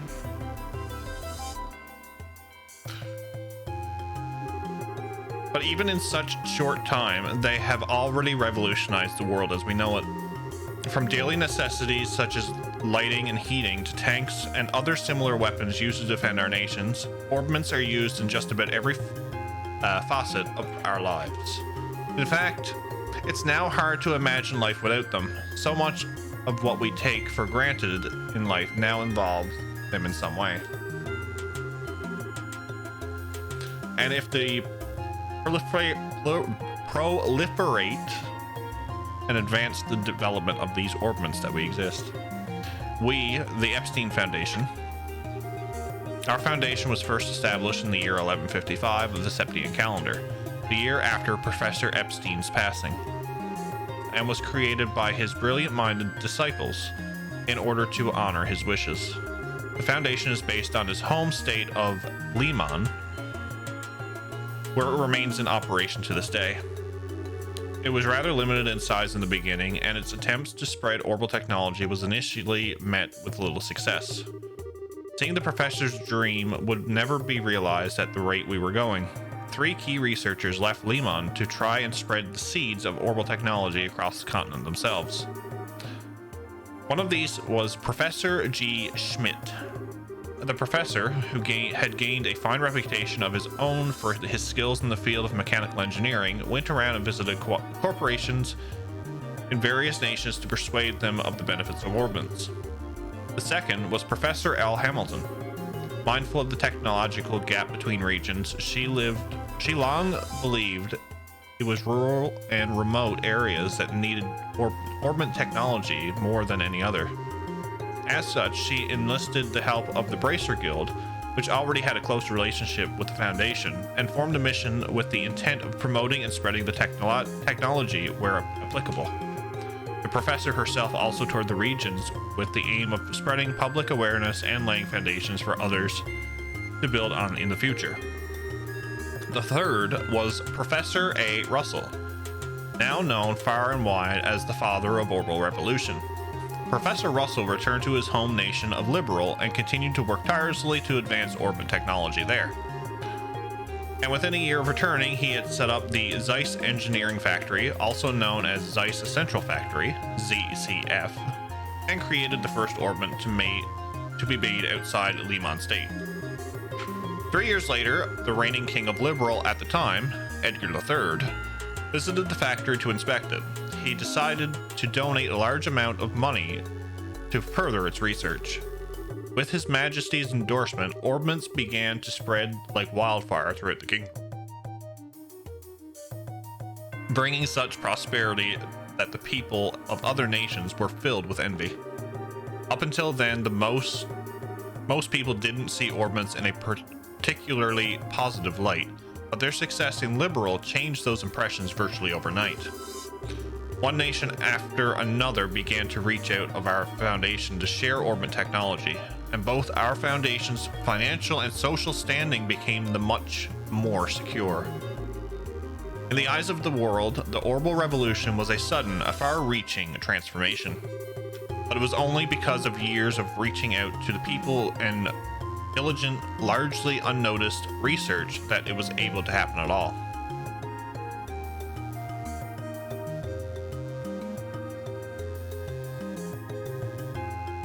You could almost read this.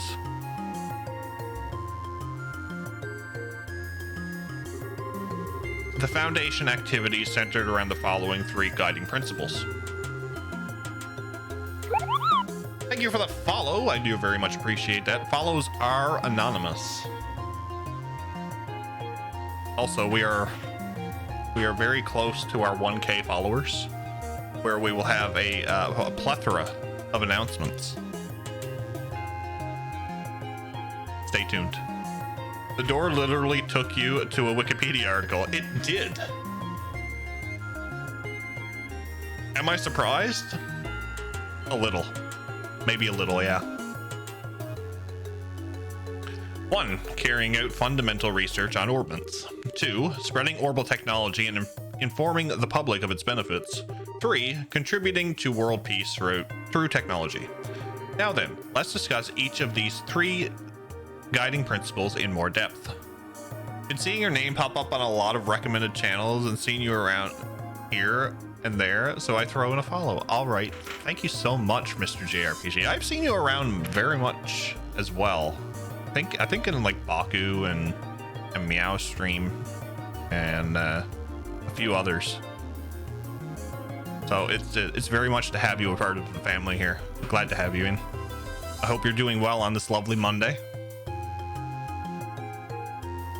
We are in chapter 5. I'm a bit more confident in saying that now. We're in chapter 5 of Trails in the Sky the Third, and we're doing doors. RPG players got to stick together and all. That is so true. So true. I want to meet more.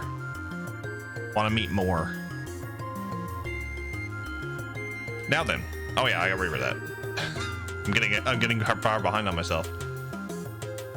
Trails Third goes well for you and enjoying the series enough? I am. So we're gonna be doing. I was saying earlier, we're gonna be doing the whole series back to back. We done Final Fantasy all the way through from 1 to WoF, skipping the MMOs, and now we're gonna be doing the Legend of Heroes. After that, I don't know. Maybe Xenoblade and Lunar. I got a lot of retro titles that I want to get through too. But we'll see. We'll see. I kind of want to touch the Tokyo Xanadu and the East series as well. We done East 1 and 2, but I want to go through the rest of the East series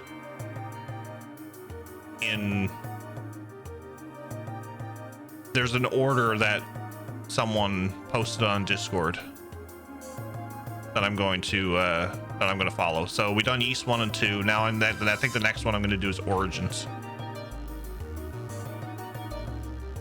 Dedication, given how meaty this series is. Yeah.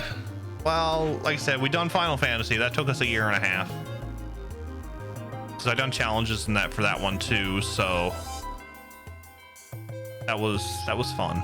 That was fun. It was long. I was a bit burnt out at the end, but at the end of it all, where I played a lot of the lighter games, I think that's why. But where these are all first playthroughs, I'm more involved, and the story's very captivating. That's what I like. If the story's captivating, it has nice characters, good mechanics, you know, I'm all in. I'm all in. East, yes, East. Bandit wants to eat the little yellow arrow. Bandit, don't touch the TV. If anybody's wondering, Bandit is Miranda and Paul's cat, the little kitten that just got. Carrying out fundamental research on orbits. The Foundation's most important mission is, naturally, the improvement and development of orbital technology.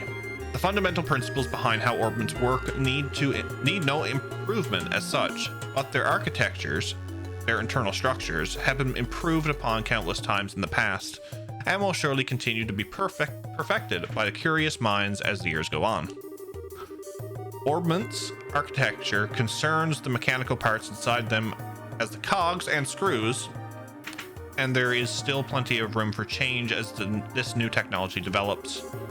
These improvements can reap great rewards, but the research necessary to make them is known to be as likely as it is expensive.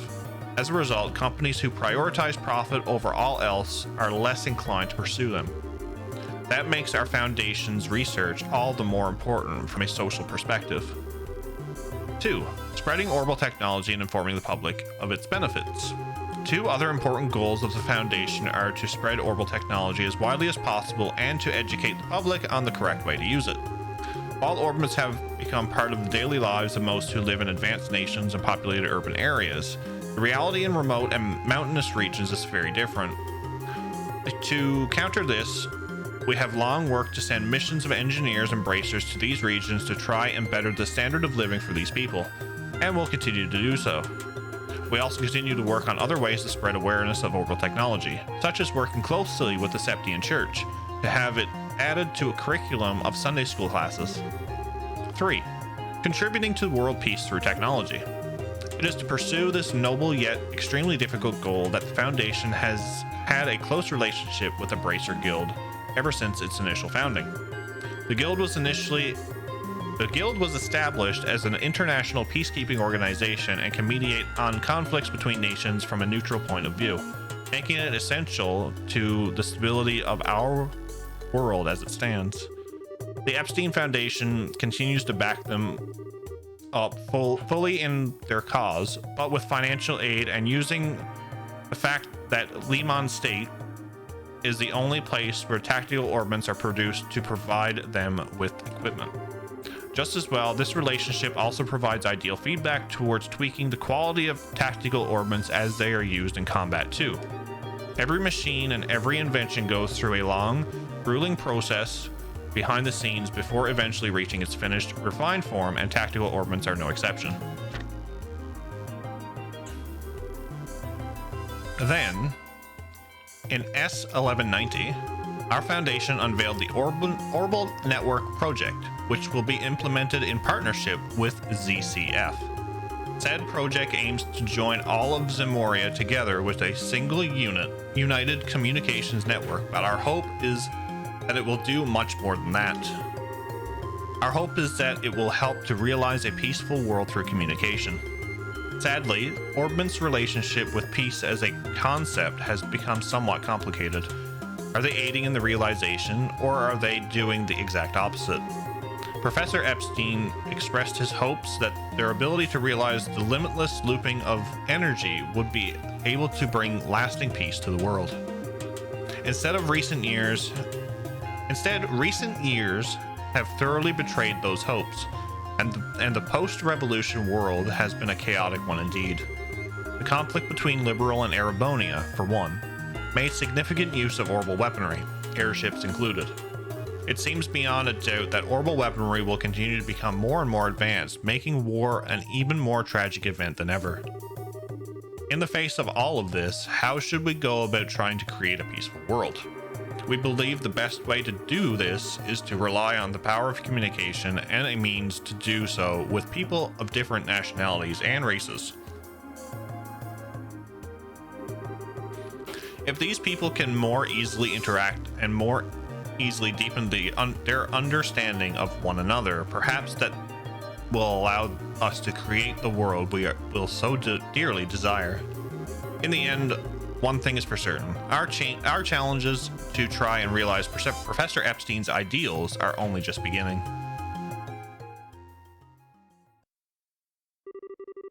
Side story: the Epstein Foundation. Finished. Ingenuity 2, 7,000 Mira. Okay.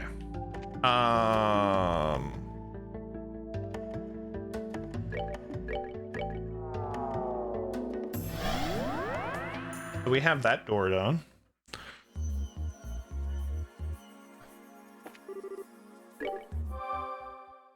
So we have that door done.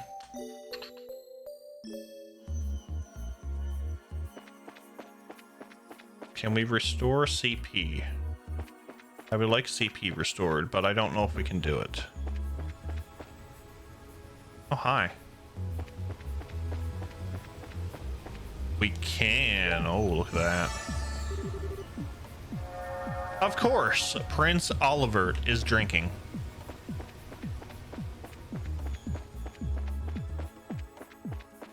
I like that they use Prince Olivert and Princess Claudia names.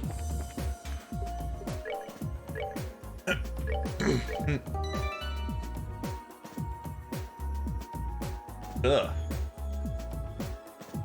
Okay. With that out of the way, what is this ingenuity thing? What is this ingenuity to? Recovers a small amount of EP while walking and Here comes a new challenger! Interesting. Confused Occultist. How are you, sir? Welcome in, everybody. Dash, how are you? How was your stream? How was Chrono Cross? How are you enjoying that, sir? I hope you were doing well. Guys, if you are not following the Confused Cultist, and if you like RPGs and like Soulsborne games, please check out Dash. He is a good friend of the channel. Very chill. Nice to have those memories again. Nice. What's up, Chris? How are you? Welcome in. We are jamming. EP would be good, actually.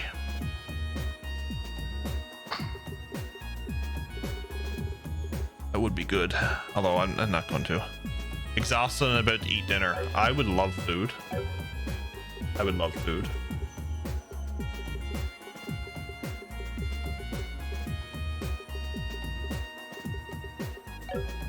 Okay. Did I save? I don't know if I saved, but we're gonna save anyway. Cultist, thank you so much for sharing your community as always. Very, very much appreciated. Maybe you should get food if you're hungry. I ate before stream. But that's my secret, Chris. I'm always hungry.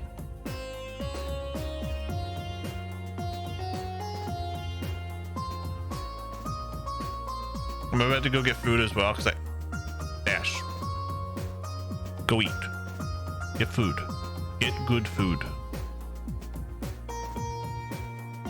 That was gonna be nice until you quoted the freaking Hulk.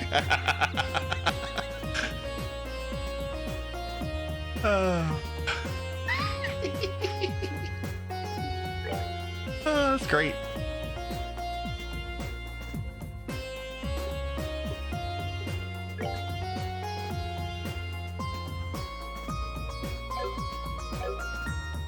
Now I don't know. What are you gonna do? Poke me? Poke.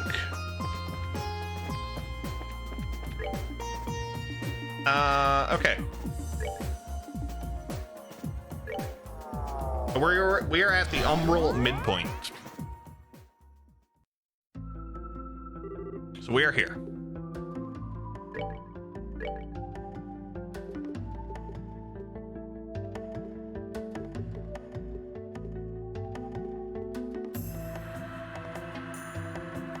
Kind of want it, but I kind of don't.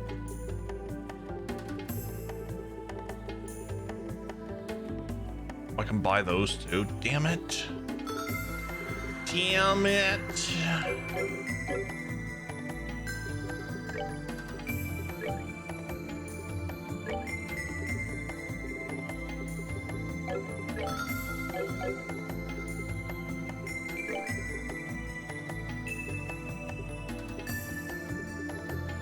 That's fine. That's fine. We'll just go ahead.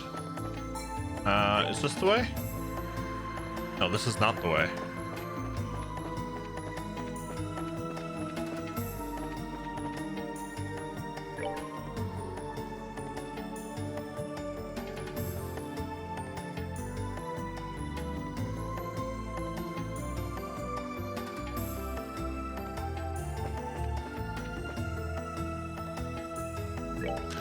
I can't remember. Did I?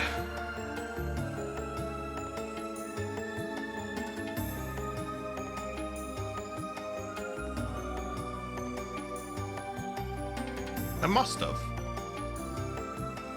I must have.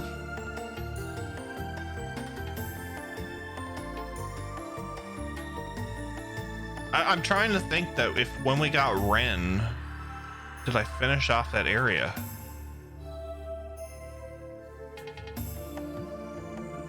Can't remember. Anyway, we will go on ahead.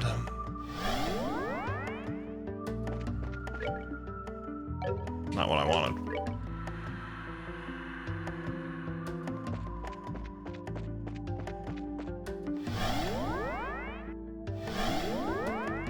There's a treasure chest down there.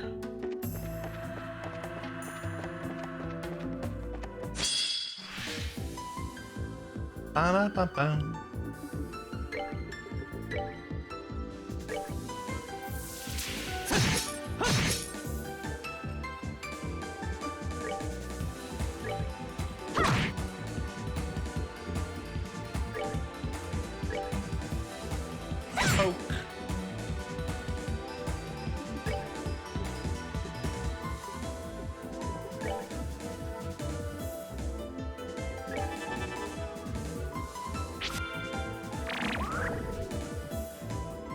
Nice. Jordan, thank you for the lurk. I very much appreciate that. What's up, Backyard? How are you?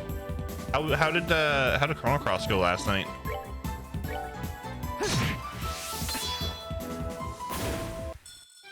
That's that then. Let's move out.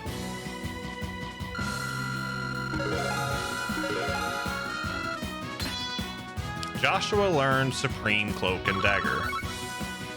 Too bad, because I don't use Cloak and Dagger. We are both empty. Wow. The chest knows me.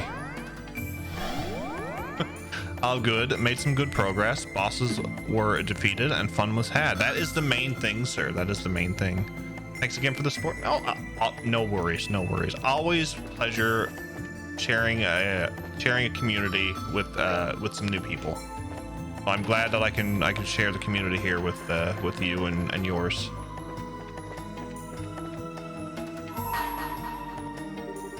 Bring to me the playful minstrel and his closest ally against the beast they seek to overcome.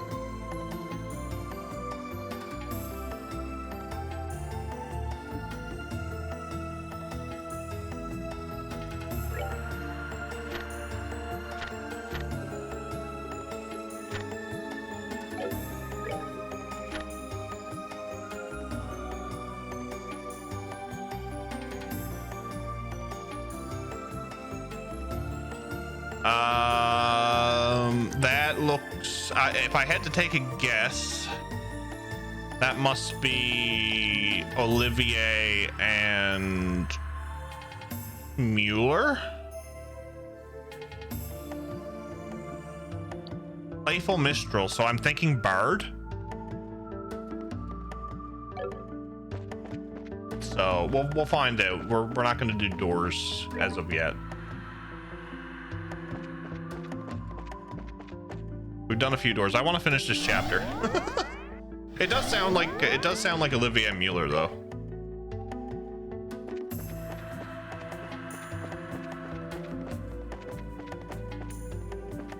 Hello. Ambral bracelet. You're the sister here. Does thou shall not steal ring any bells? Wow, chest calling out Reese. Mistral and Bard, same thing. Close allies, take it away. It is.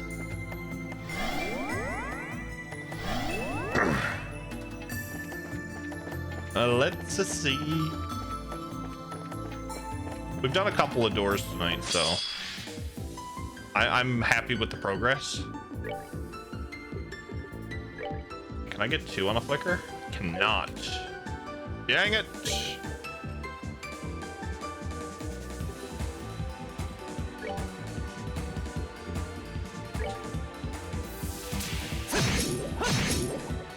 It can kill 1 though.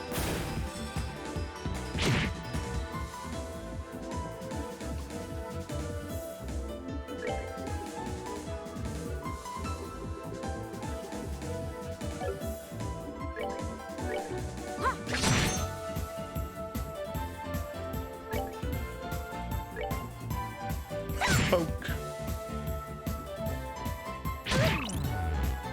Oh yeah, you're confused. How lovely.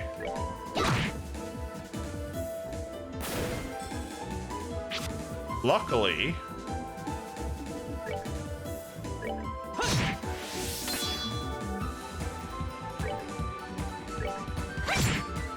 they don't get to attack. Well, that takes care of that. It does.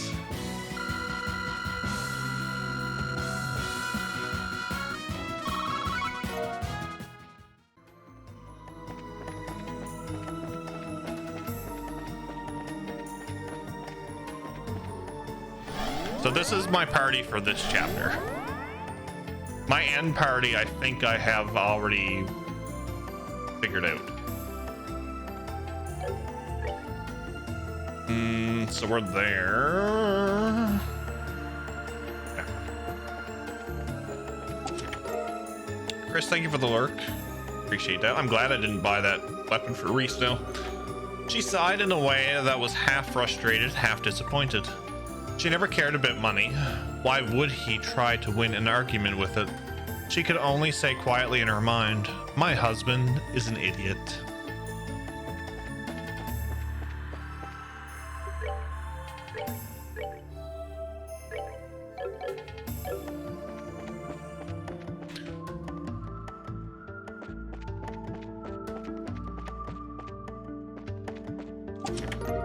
You really had fun with the... I'm having fun with the messages because I have a bot command that does all the chest messages from Epstein SC. So far, I haven't added the 3rd yet. Empty. Someone must have taken the chest phrase that used to be in here. Wow. I think that was Mirren. That's what I was saying. Okay, where are we to?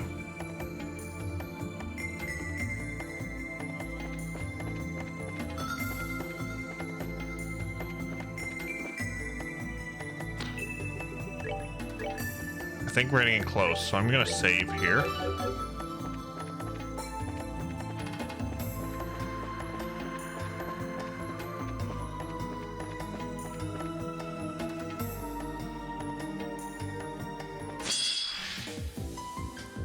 Damn it. That's fine.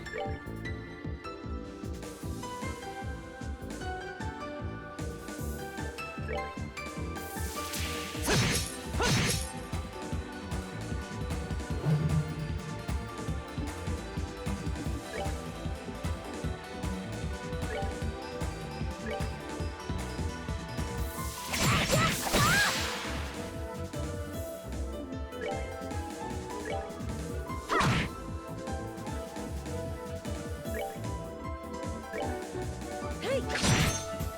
1300's not bad.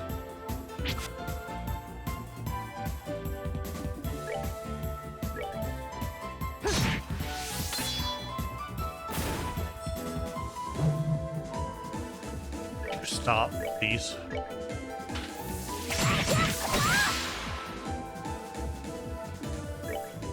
We need to not have them do anything funny.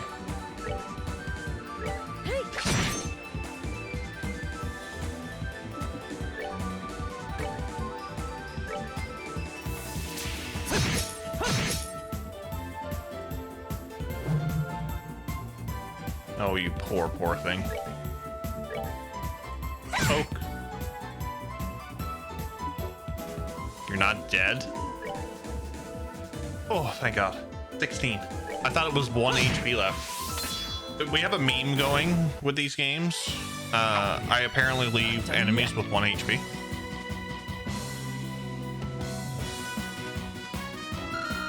It was a bad thing going for the first 2 games.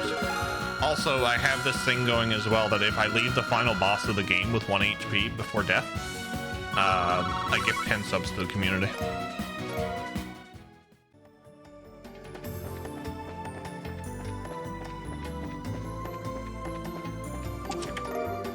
Ooh, Sepith. Certainly, come on in. Hideko would listen to anything Sato had to say, but no one could know the horrible fate that awaited Hideko this day.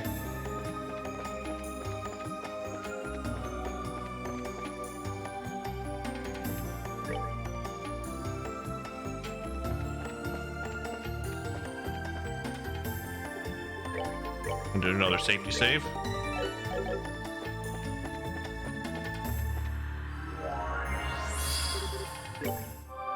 We will restore our HP.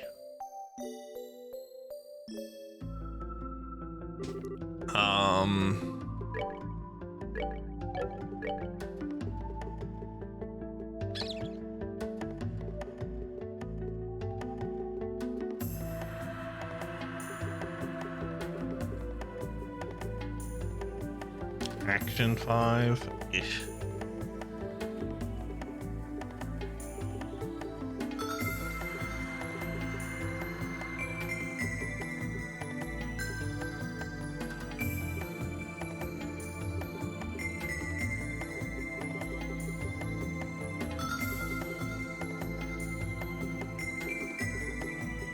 I want the gems, but I also don't want to spend the Sepith.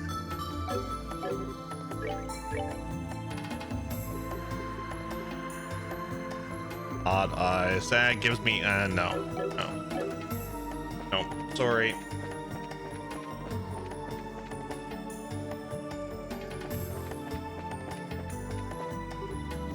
Oh. There's the way to the next plane. Is that our exit out of this plane? Doesn't look like there's anything standing between us and it either. Time to make a mad dash for the... Wait. What's up? I can smell the distinctive scent of the underworld, and it grows stronger by the second. What? Are we gonna get surrounded by magic circles then? No, this isn't going to come from a circle. It's coming from above.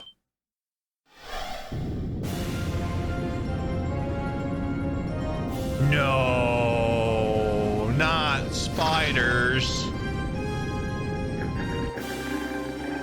What? Spiders? Goddess, help us. These are the 3 gluttonous Arachne sisters, kin of the 77 devils featured in the Testaments. They weave nightmares and consume the souls of those who wander in their labyrinth. So this is what real devils are like, huh?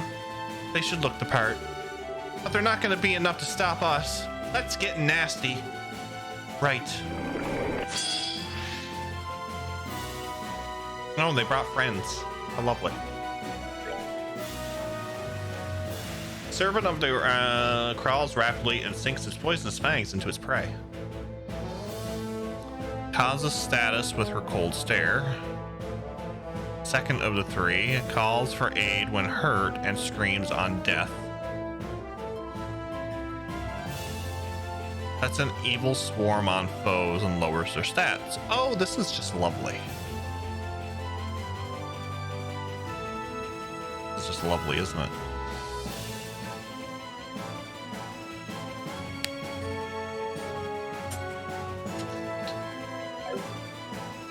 Yeah.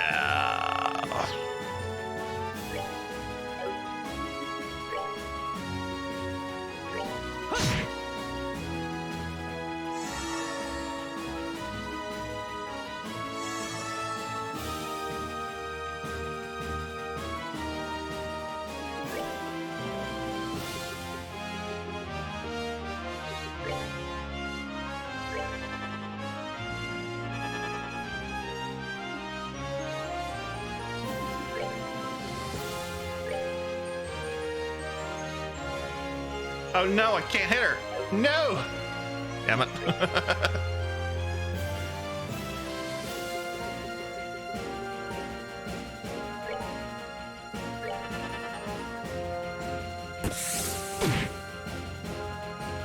Movement down.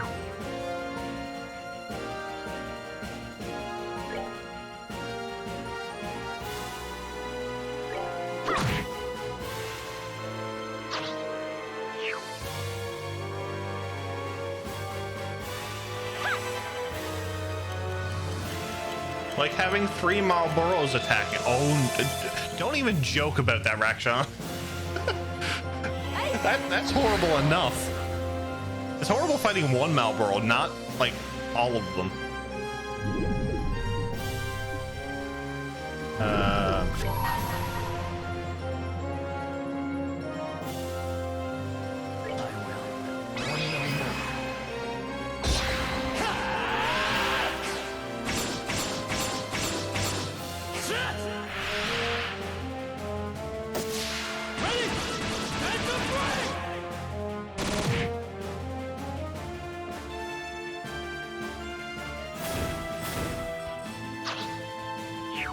Okay, so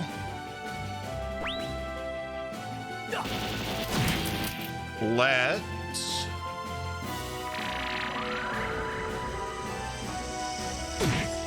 ow.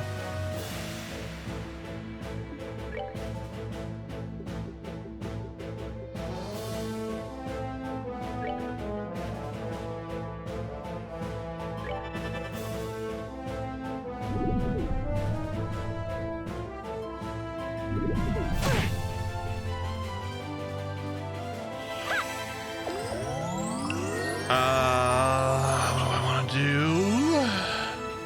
Which one do I go after first? Let's see. So we have Greya, Ebros. So we have lower stats, screams on death, causes status, cold stare. So we're gonna go after. We'll go after Thalia. And then Greya, and then Evros, because Evros screams on death, which means it's going to power out the other 2 probably, so.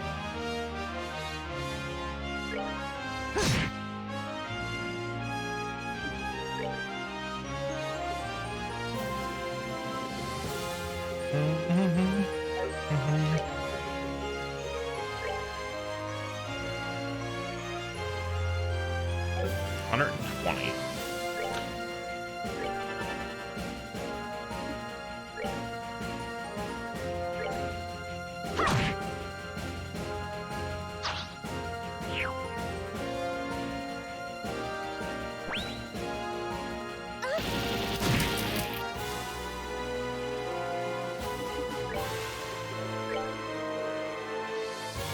Can I flicker them?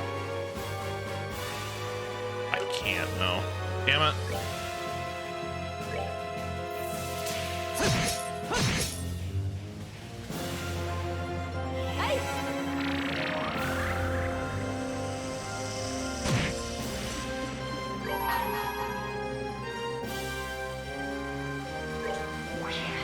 Wanna see what I got?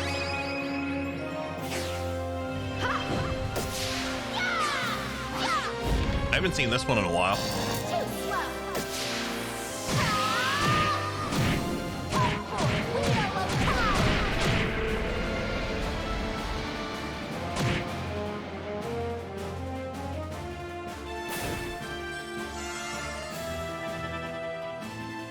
Preparing to use arts. And you can't impede it.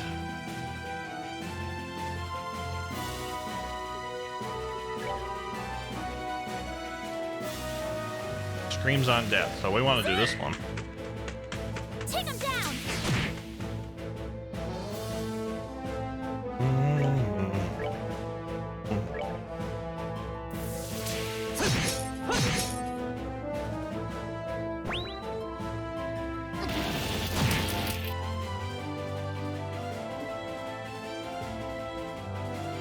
Your question of the day is making me think I should have a daily poutine. That sounds delicious. Damn it, Paul.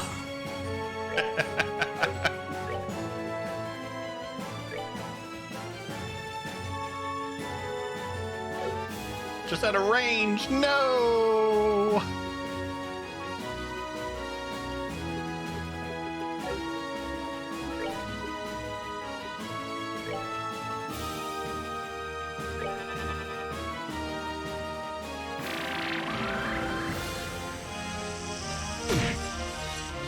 Bum, bum, bum, bum. Da, da, da, da, da, da, da.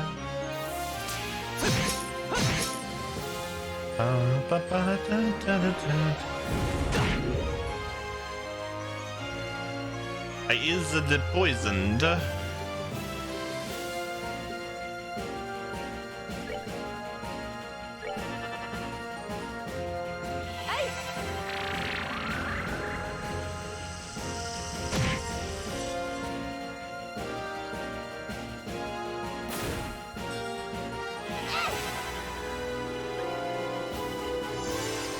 Although poutine sounds good, Paul. Poutine does sound good. Take him down. Ba, ba, ba, da. Ba, ba, ba, da, da.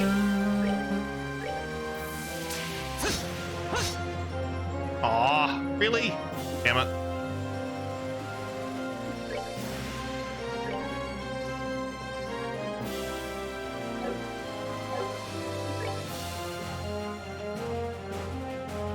Has never had a poutine before? It's great. Great. They ask you how you are, and you just have to say that you're fine when you're not really fine, but you just can't get into it because they would never understand.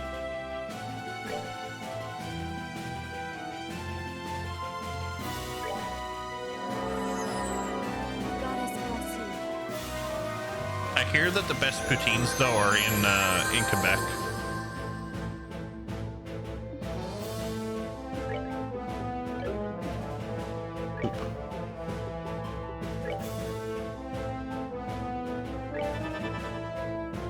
What's up, Max?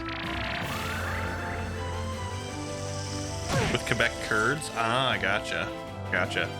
You know, I visited Quebec a number of years ago and I did not have a poutine.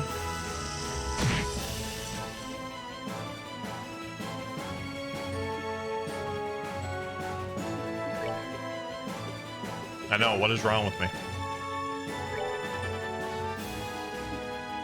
My curds!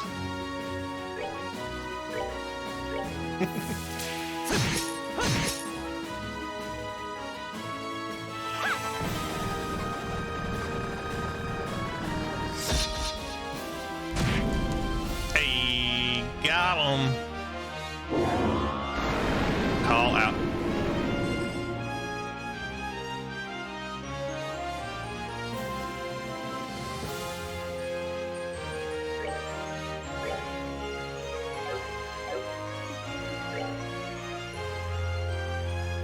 Arachne Zigma. Mother of the Arachne sisters, calls for aid when injured, drains vitality when angered. Aren't you lovely?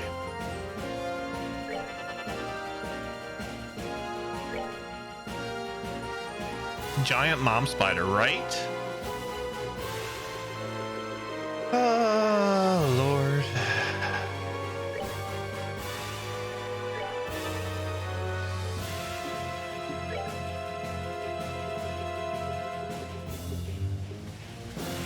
Bum, bum, bum, bum, bum.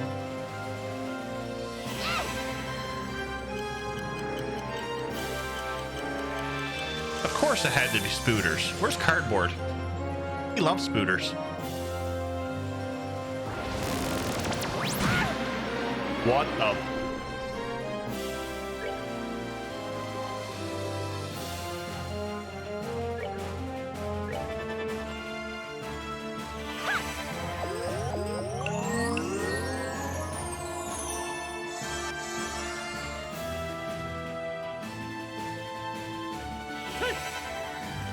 Oh, this is lovely. Yeah, this is definitely lovely.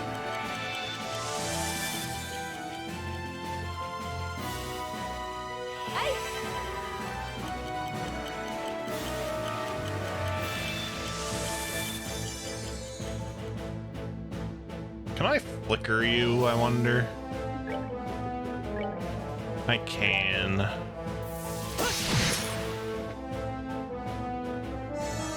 Thank you.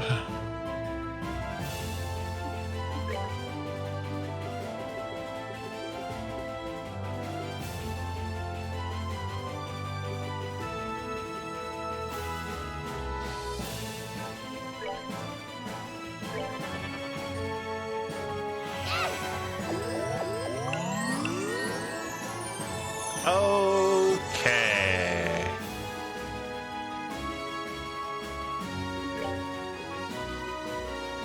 Impede.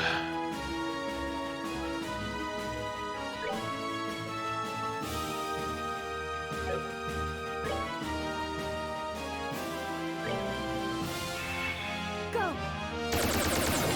Stand down.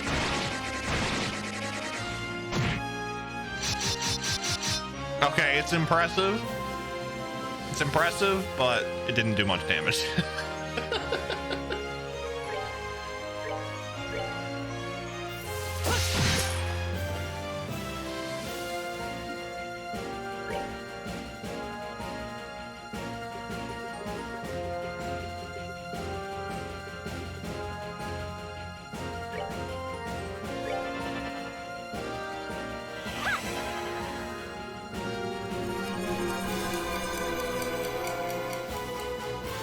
Oh, it resists? Wow. Looks cool. Yeah, I always say the spiders look actually really cool in the game.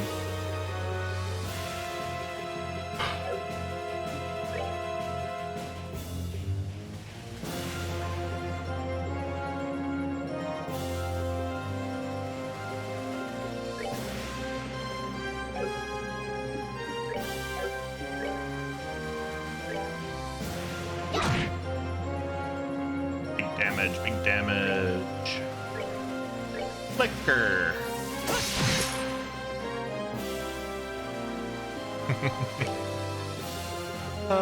This is lovely. All right. Shadow Spear.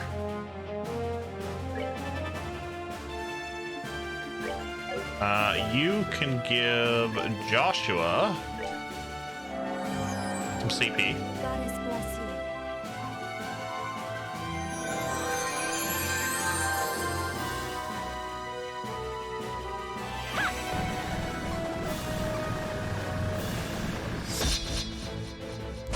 I think we got her in a bit of a loop, which is good. They're gonna last for so long.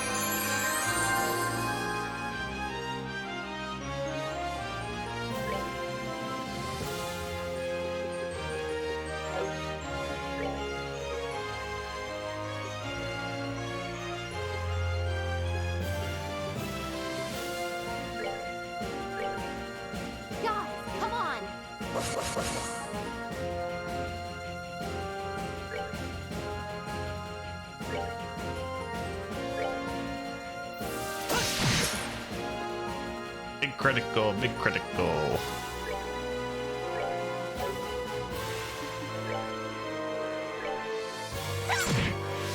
Oh, the big 1 damage. Wow. Did I expect that? A little bit, yeah.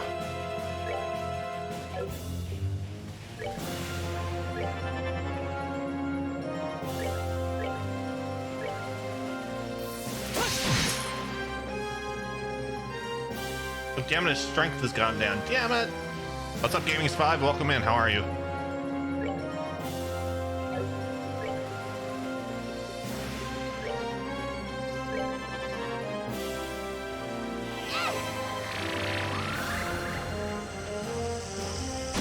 Monday is over. I have 55 minutes for Monday to be over, but my day is over too, so I'm happy about that.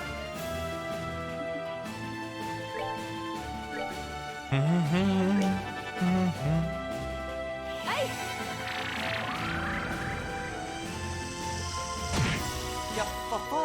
Gunham.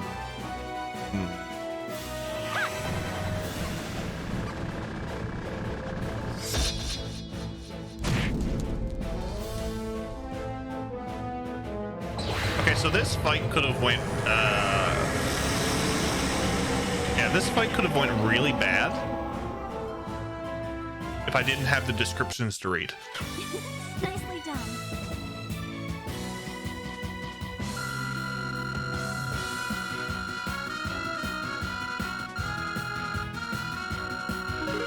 Any doors or more stories? So we done Joshua and Estelle's door. We done a star door, which explained the Epstein Foundation.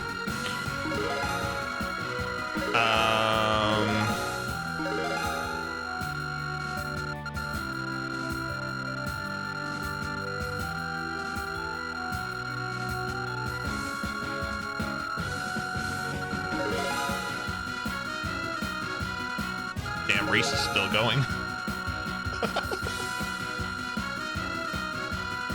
We got a few more doors done anyway. We got 2 or 3 doors done, and we got some story done, so I'm happy with that. Oh look, Reese is caught up.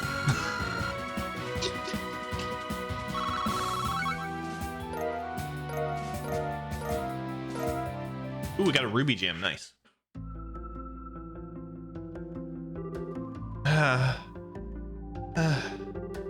What was up with that last one? That was so unfair. That must have been Zigma, the 3 sisters' mother. And even she was not able to stop us, thankfully. What? That looks like...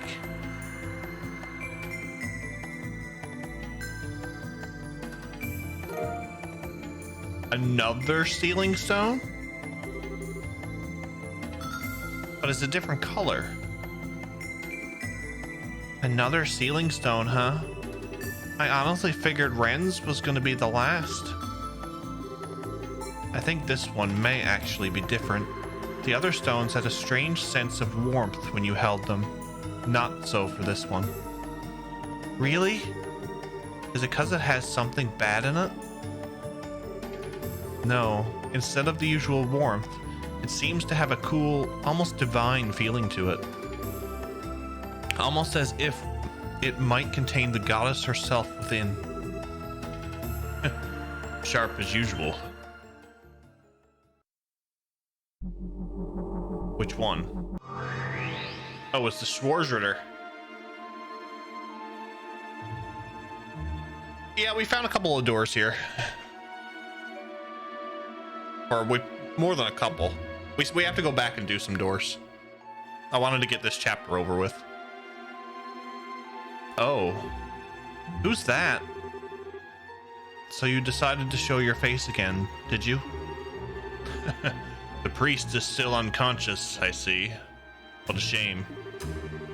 I was rather surprised to find out that he could only use his stigma power against heretics.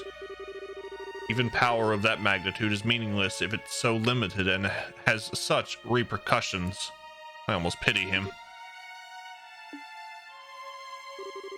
To tell you the truth, I wasn't expecting you to reach this point so quickly. Your final piece is inordinately capable. Do you mean Ren? Thanks to her, I ended up having to make my appearance sooner than I was expecting. I should have assumed no less from the host of Gransel's finest tea party. How do you know about that? Regardless, I came to fulfill a duty, and fulfill I shall. Think of that stone as a gift for gathering all the pieces scattered throughout Phantasma. It contains not an additional piece, but a rule book of sorts that you may find beneficial. A rule book? That certainly explains why it feels different compared to the others. Could this mean that you're finally ready to face us head on rather than continuously taunting us?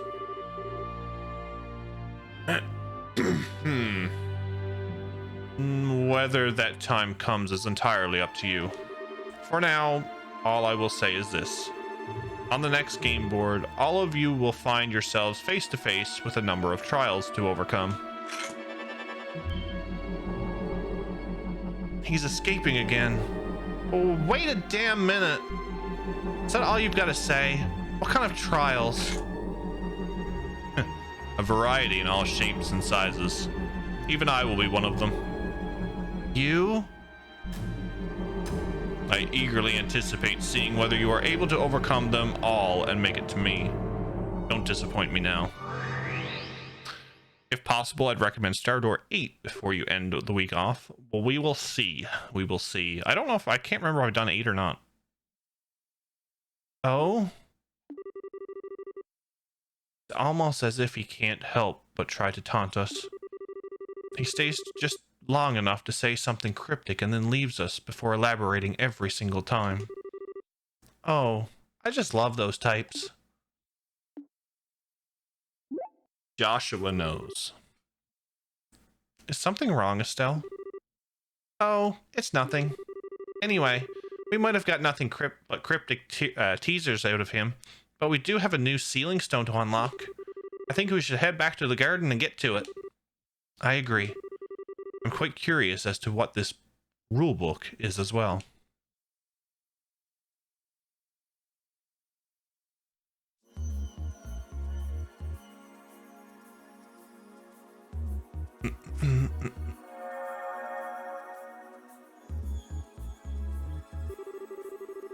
The way it glows is pretty different compared to all the other ceiling stones. You're right. I wonder who's going to appear out of it. Chloe? Is something wrong? No, it's just the light radiating from it feels somehow nostalgic. Huh? That comes as no surprise. Oh, is this the person who has been guiding us?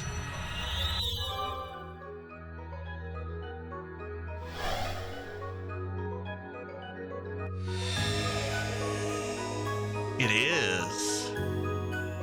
It's her. What? She looks like...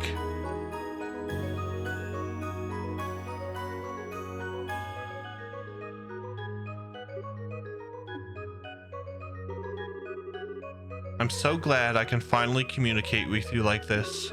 I wonder how many hundreds of years it's been since I was last able to hold a true conversation.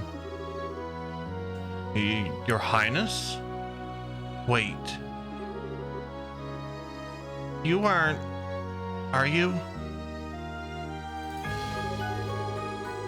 It's a pleasure to have the chance to meet one of my own descendants. Is this like the queen that was like that they talked about in the second chapter then? And allow me to extend a hand of welcome to all of you, visitors to my garden. My name is Celeste. So yes, Celeste is the one that they were talking about in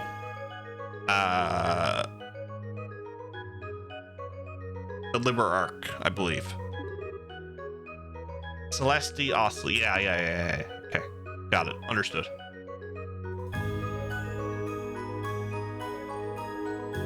Chapter 5, Labyrinth of Shadows and Light.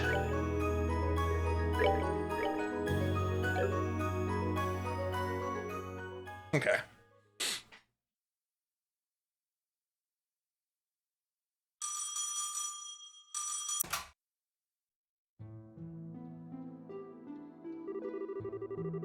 You've reached the Emerald City Church. How may I help you? Oh, is that you, Kevin? I didn't think you'd be there already, so I was just going to leave a message with the priest. Oh, hey, Rufina. Yeah, I got here late this morning. How about you? When did you think you'll be getting here? I'm going to be a little late, I'm afraid. There's been an accident or something, so the train's been delayed. I probably won't be getting there until this evening now. Gotcha. I'll wait here till you arrive. I think Reese and the kids would get all bent out of shape if I showed up without you. Oh, please. I'm sure you're just exaggerating. Although, speaking of Reese, I hope you've been thinking about how you're going to cheer her up. I've got it all planned out. I've been stocking up on souvenirs from every mission I've been going on. Should be enough to snap her out of her funk. I wouldn't be so sure if I were you. Girls her age are more complex than you think. Yeah? I guess she's not really a kid anymore now that she's 13. But still. Actually, that's about how old you were when we first met, right? Now that you mention it, it was. How time flies. Sorry, it looks like the train's about ready to leave. I'm going to have to go. I'll see you later then, alright? If you get bored of waiting, you're welcome to go on home ahead of me, of course. Got it. See you later. Man, how time flies is right. Have I really not been home in 2 years? And I guess that makes 9 since I met Rufina. I hope Reese isn't too grumpy when we finally get there. Kevin? What is it, Father? Has something bad happened?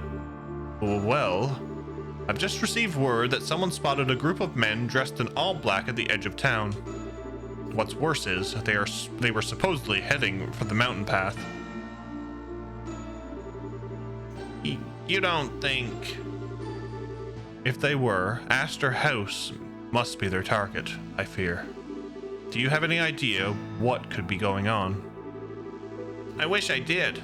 I doubt it's anything to do with the Gralsritter, at least. I think I should go and check it out just in case. Please do. Oh, do you know when Rufina is going to be arriving, by the way? This evening, by the sounds of it. She said her train's been delayed. When she arrives, can you let her know what happened?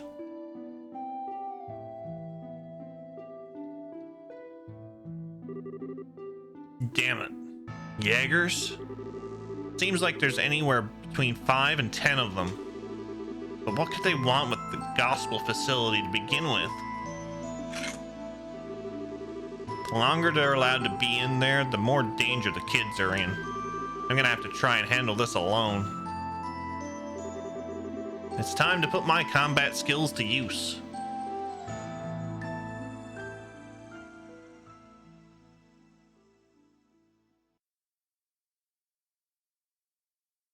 Chapter 6, The Guardian's Trials.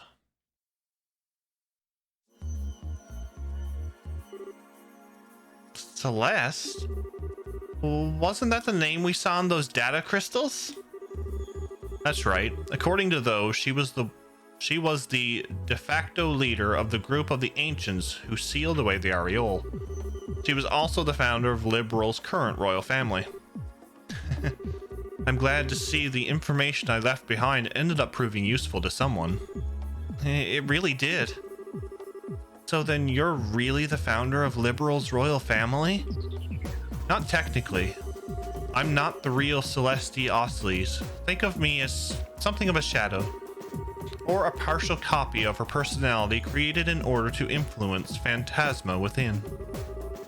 How can you only be a partial copy? The truth behind you is apparently more complicated than we thought. You don't appear to be a spirit of some kind, though. I see that now. That is correct. Before I try to explain just what I am, I should probably tell you more about what this world we are in is first. You can do that? This should be interesting.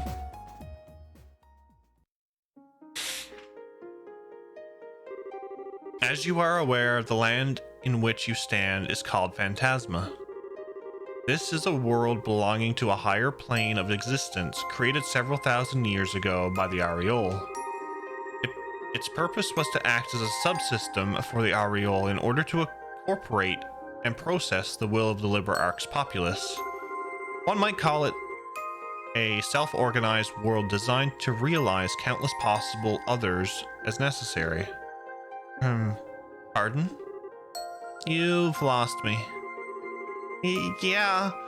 Isn't there a simpler way to explain this? Well, while not technically correct, perhaps you could think of it this way. Phantasma is like a fictitious realm created by the Ariole in order to fulfill humanity's every wish and desire. That's better. What exactly qualifies Phantasma as fictitious? I can't help but think it far too real to land a pure fantasy. When I say a fictitious world, I don't mean to suggest a phantasm is a complete lie. It's more like a shadow graph or a kaleidoscope. It has its own laws and can change to reflect countless different possibilities. Does this make the concept any easier for you to understand? Somewhat, yes. And suddenly the name Phantasma seems that much more appropriate. As I stated previously, it was a subsystem of the Ariole rather than being the Ariole itself, and it helped to grant people's desires. They were separate entities, but effectively like two sides of the same coin. The relationship caught our eye as we were devising the sealing mechanism. You mean the mechanisms used to seal away the Ariole? That was also in the data crystals left behind. Exactly. At first, we thought our plan would be impossible to execute. After all, the Ariole had absolute control over space itself and was able to influence mankind's every action. Even after coming upon the idea of temporarily freezing it and imprisoning it with a gravity barrier, we had no way to implement our plans. Without that, they were simply ideas with no real meaning. We were effectively at a total loss. You had discovered your foe's weakness, but had no way to take advantage of it. That must have been quite the frustrating predicament. Indeed. And yet our perseverance rewarded us with the development of something that could take advantage of the weakness. The Recluse Cube. Is this what this is known as then? Yes, this is the only object in existence able to interact with Phantasma without relying on the Ariole as its intermediary. Celeste used that to create a partial copy of her personality, that is, me, inside Phantasma. And once inside, I began working to sabotage Phantasma's functionality by using this garden as my base of operations. As a result of my efforts, the Ariole's processing ability was hindered just long enough for the plan to be executed.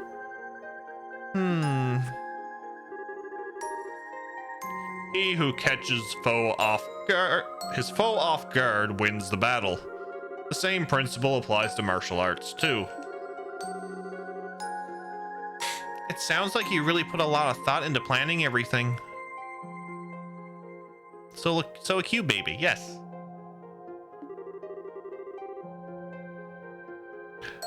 Maybe, but I can't deny that luck played a part in the end. Once the Ariole was sealed away, my work was done. I fell into a deep sleep here. My reason being that if the Ariole were ever unsealed, I might be able to provide assistance to the people of that time. I'm pleased You've been able to handle it just fine without my help, however. Luck's played a huge part for us too, though. We're not even sure where the Ariel is now. As far as we're aware, it disappeared during all that happened at the Labyrinth. I thought as much. I was able to confirm the Ariel's disappearance from here within Phantasma too. When I did so, I thought my purpose for existing was finally over. And that all that was left for me and this land was to embrace a slow and peaceful destruction. But that was not to be. Soon, the Lord of Phantasma appeared. Ah, so that's when it happened. Quite a recent development, I see. Ren's just like taking this all in, like, okay, I'm taking notes in my head. How can this be? Oh, what can I tell them when I get back to Ouroboros?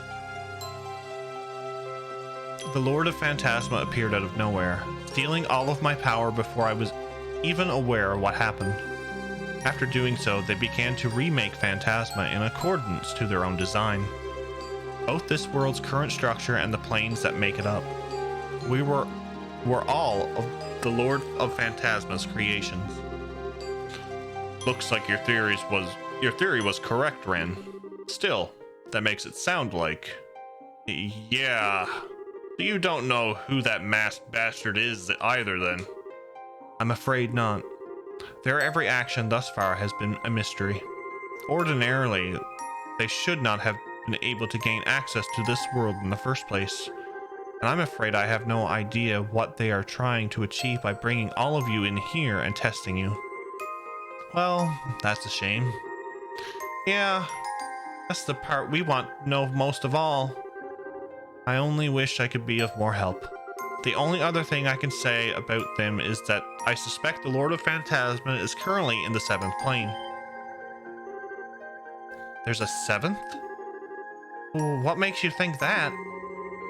That was the first plane they created after appearing in this world.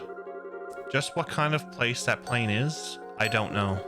But I can sense dark, inhuman thoughts from there, and they're spreading out across the whole of Phantasma. That doesn't sound good. Then we'll be seeing them after the next one, won't we?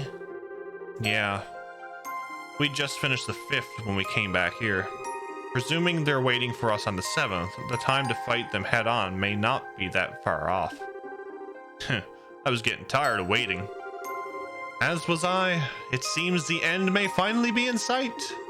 Now, if only we had some sort of inkling as to what the Lord of Phantasma is trying to achieve. Actually, I just might. Hey, Kevin's woke up. Nice. Kevin? You're up. It's good to see you again, Father. You too. Wasn't expecting you of all people to get an invitation here. Or you, for that matter, little lady. I'm sure you weren't. I've got something I want to ask you, but I suppose that can wait until later. For sure.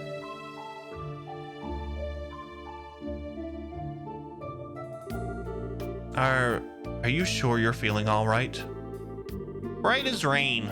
I'm feeling just great. All that sleep must have done me a lot of good. And I see you guys made a whole lot of progress while I was out cold, too.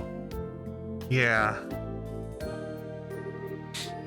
Hey, I'm Kevin Graham. Or maybe I don't need to introduce myself since you seem to know a thing or two about everyone who's come in here so far. True. I was able to tell what was happening at the Labyrinth from the garden. And out of all of the people here, you are the one closest to the truth of what is happening here. Am I wrong? What? No, I don't think you are. I can't pretend to be much of an expert on what Phantasma itself is, but I've got a pretty good idea as to who's responsible for all of this. I can only think of one person twisted enough to put us through all that we've been. Wait, is it someone you know? You could say that, yeah. The short version is, they're a real piece of work. A cunning, arrogant, cold-hearted son of a bitch who doesn't even see people as people. That about sums up who we're dealing with. Sounds like a real awful guy. And who, may I ask, is it that you're talking about? Well, about that. Would you be willing to wait just a bit longer for the answer to that one? I'm pretty sure I'm right, but I'm still missing one last thing that'll let me be completely certain. And I think we'll find out just what that is in the sixth plane. And here I thought we were finally going to get an answer. Is there a reason you can't share your theory as is? Yeah, I realize I'm asking a lot after we've come so far, but I promise that as soon as I know for sure, I'll talk. I swear on the goddess's name and on the church's emblem. Well, I don't see any reason to say no. Likewise, he's clearly got his reasons. It's not often you ask us for favors, so I can let it slide. No problem here. If he says wait, I'll wait. I feel as though we can trust your judgment, Kevin, so I have no objections either. Me neither. I don't really care as long as I get to have my fun. I believe we're all in agreement then. Yep, consider this one settled. Thank you. Thanks, guys. Anyway, now that I'm up, I'm also down to take the lead again. And I'd appreciate it if you backed me up. No problem. It seems like you're all ready to move on. While you're advancing through the sixth plane, I'll do all that I can on my end to find out more about the seventh. Of course, if you need my support, I'll be happy to provide it through the cube and the monuments as I always have. Now that you mention it, we haven't really thanked you for all of the help you've given us since we got here, have we? Thanks, Celeste. We couldn't have done this without you. We truly are in your debt. Please, think nothing of it. I am but a shadow placed here with a duty to fulfill. I believe helping you to be part of that duty. If I may, allow me to help you however I can. Will do. Sorry for worrying you too, Reese. But I'm just fine now. So please, just leave everything to me. I'm begging you. Only if you promise me one thing. What is it? I won't make you promise not to put yourself in danger, or to overdo it. But don't do anything that would make Rufina sad. You really know how to hit a guy where it hurts, don't you? So, will you promise? Yeah, I promise. I swear on her name, I won't. It ain't the final dungeon yet. Exactly. He's leaving us on a cliffhanger.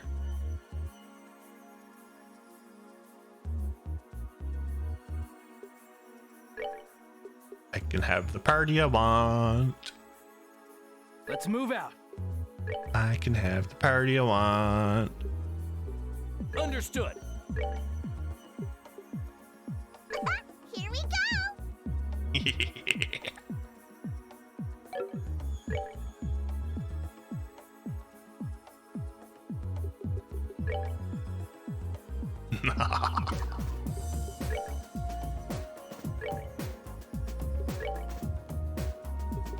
Okay.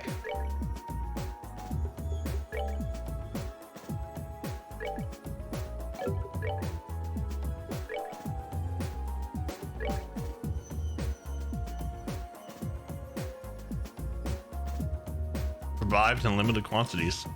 Oh boy.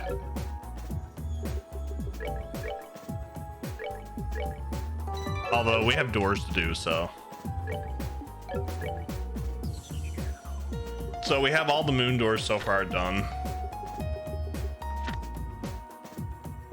So yeah, Star Door 8 is Olivier and Mueller, so we'll do that one next. Because we can't do Grimsel Fortress. And the Sun Doors we have Estelle. I don't know if I can do that one yet. Choose left or right. Okay. Thumbs.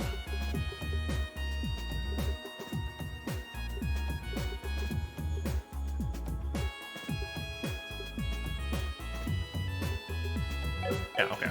Okay. I'm gonna take a quick washroom break. When we come back, I will switch out to Olivia and Mueller and get them all set up and everything, and we'll do their door.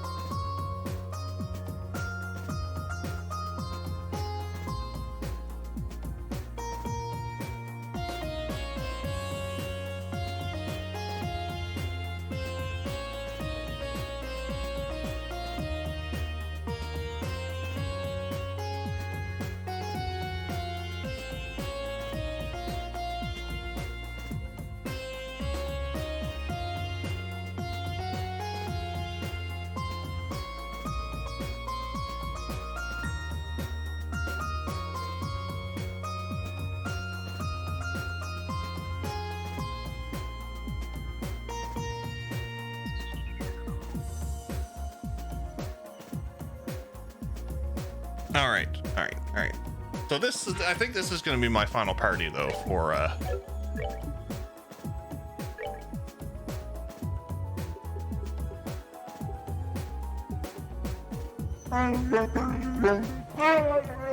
what's up, Max? How are you, buddy? Yeah.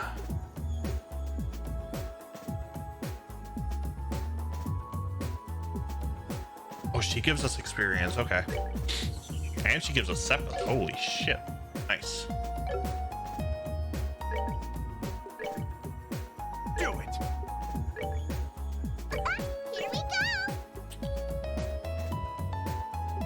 go! Your aid, please.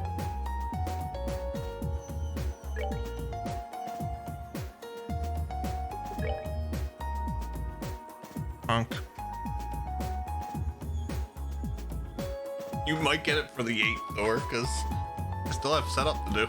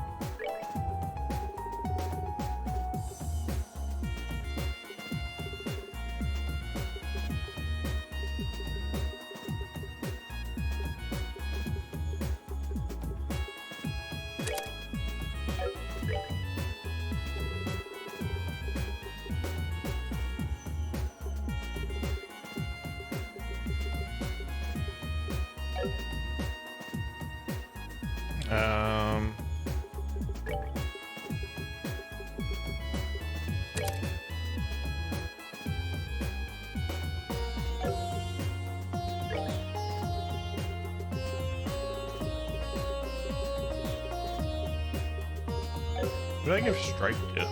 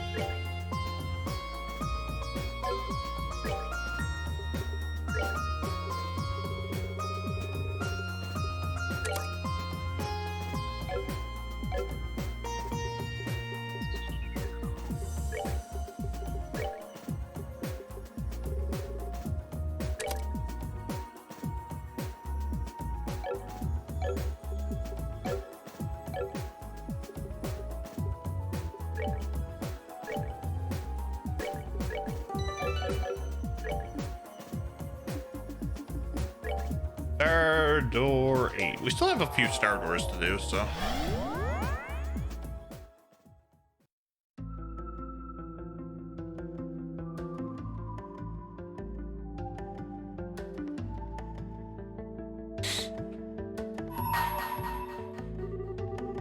Bring to me the playful Mistral and his closest ally, the beast they seek to overcome. But yeah, I figured it was the two of them.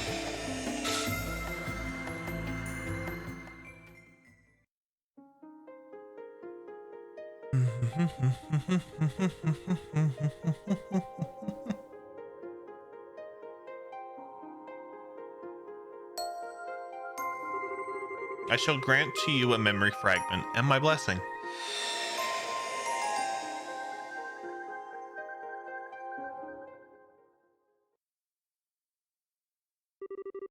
One month after the collapse of the Liber Arc, the banquet to celebrate the crisis' successful resolution was over, with Estelle and her friends having largely left the capital to go elsewhere. One of them, however, Prince Oliver, Rhys Arnor, sat rather comfortably in the ambassador's office in Gransel's Erebonian embassy, his work in the country not quite settled. I can't believe that you... I mean, my deepest apologies for not noticing that you were His Highness Prince Oliver sooner.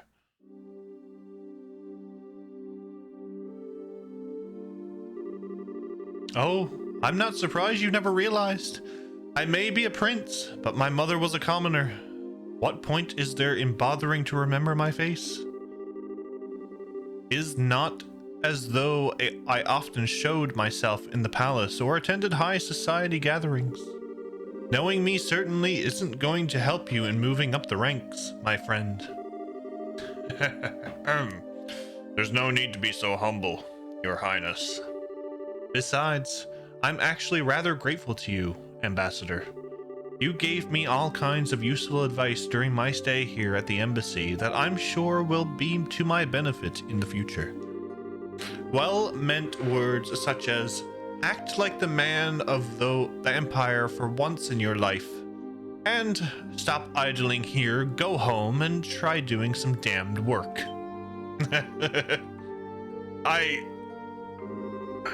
Your Highness, more lore for the Prince of Douchebag. More lore for the Prince of Douchebaggery. You guys are never gonna let me live that down one, aren't you?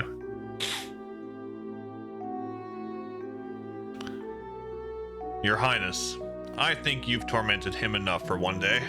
The ambassador behaved in the same way any other sane man would in his position. If anything, I'd say he has every right to be angry at us for keeping the truth from him for so long. But Mueller? I suppose you're right. I'll spare him any more teasing for now. I actually wasn't joking about being grateful to you, though. You truly have done admirable work over the past month. I have. Acting as a pipeline with the Empire, checking the safety of Erebonians residing in Liberal, helping the international liner service to resume. And those are only the tip of the iceberg. You've done so much more. You have my deepest thanks as a prince of the Empire. I am not worthy of such praise, Your Highness. You, however, deserve the utmost for braving the danger you did flying up to the Liberarch. All of what happened seemed to have caused quite the commotion in our homeland. So the people seem to be rather relieved now that they know the danger has passed. It's all thanks to your courage that they are able to rest easy. Oh, there's no point in flattering me, Ambassador. I just did what I could. Nothing more, nothing less. And I couldn't have done anything alone. All I was able to accomplish was thanks to the help of those around me. I'm fairly removed from the stereotype of Erebonians as stern, strong, and self-sufficient, if I do say so myself. As rude as it may be to agree, perhaps you're correct. And yet I believe your willingness to be flexible most definitely helped rather than hindered you here. I believe people like you are exactly what the Empire is going to need in the future. Regardless of how I may feel about His Excellency the Chancellor's approach. Ambassador. Well, this is a surprise. I was under the impression that you supported the Chancellor. Then again, you are a noble. Does that lead you to oppose his reformist policies, perhaps? I may be a noble on paper, but I'm only a baron. All in all, I generally fall in favor of his reformist policies. Be that as it may, while this may just be in the result of being in Liberal for so long and being influenced by the way of its people, I do sometimes find myself becoming frightened by his hardline approach. I can't help but wonder what direction he's trying to take our old nation. Interesting. Your Highness? Oh, I was just thinking that I'm quite glad to have taken the chance to engage in such a fruitful talk with you just before departing the country. I pray you will continue doing all you can to ensure the peace of Liberal and its surrounding nations while I'm gone. Preferably in cooperation with Ambassador Cochrane. Yes, let's not forget her, I suppose. Still, it's true that since the non-aggression pact was signed, there has been some progress with regards to the crossbell problem. What's up, Crimson Hawk? Favorite door? We're gonna see. And given that it was Liberal who proposed said pact, that makes my role in future negotiations very important indeed. I presume that it is what you're trying to say. You're a sharp one, my good man. Excellent. Now I can return to the capital with my mind at ease. Leave everything here to me, Your Highness. I will be looking forward to hearing what you achieve back in our homeland. I have itchy nose syndrome.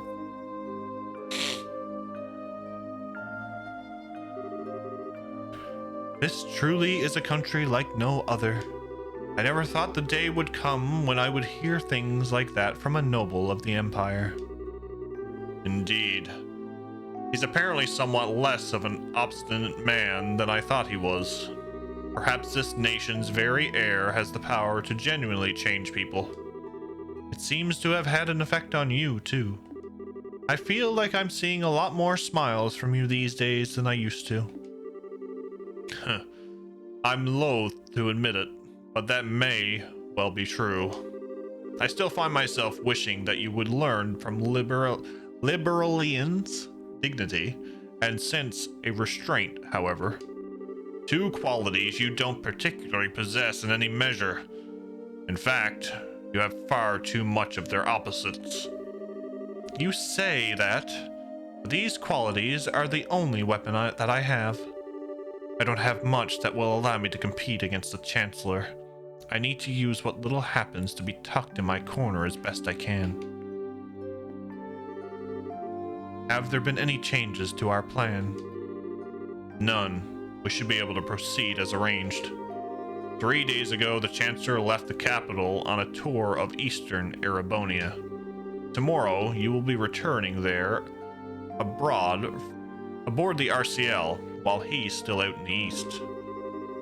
All those who need to be made aware of our return have been given proper notice.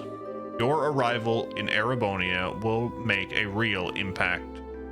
Of that, I am certain. What potential obstructions to the plan are there at present? Nothing major. There have been some movements in the Intelligence Division's 4th subdivision, but not much. There's a chance that everyone is being cautious because the RCL is involved. But I'd put greater odds on the idea that everyone is just treating this as a pompous performance by you and not taking it seriously. Well, they'd be right too. It is. I've no choice but to start here, even if this means I have to use liberal. And if I'm going to put on a show, why not put on the finest one the skies have ever seen? I suppose I can't argue that.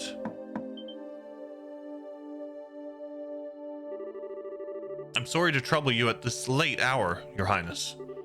A message has arrived for you from Heimdallr.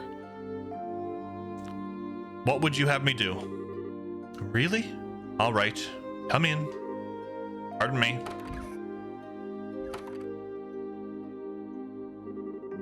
Well, if it isn't Lecter, it's Lecter.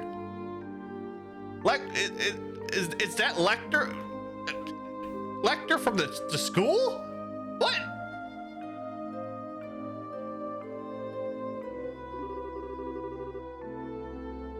I was wondering where you'd been. I haven't seen you all day. The Lecter. Damn. Now we know where he's to. I've been exceptionally busy with work since this morning, I'm afraid. It seems like only last stream when we've seen him. It's been some time. Felt like ages ago. I'd hoped to be able to come and see you earlier since you will be leaving tomorrow. I'm terribly sorry for not being able to. Oh, never mind that. It has been, yeah, a year. Because technically, Chloe was a first year, and yeah.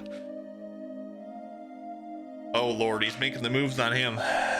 If that work of yours is done now, we three could always enjoy some sensual quality time together for the remainder of the night. So, what was the message from the capital, Secretary? They've acknowledged receipt of His Highness's message. 2 doors since Moon Door 3. Got it. Understand. However, they didn't anticipate that you may be able to arrive all the way from Gransel in less than half a day. As such, they're currently in a minor panic, trying to ensure everything's ready for the ceremony tomorrow. That does come as a surprise. There's nothing like the RCL when it comes to speed at home.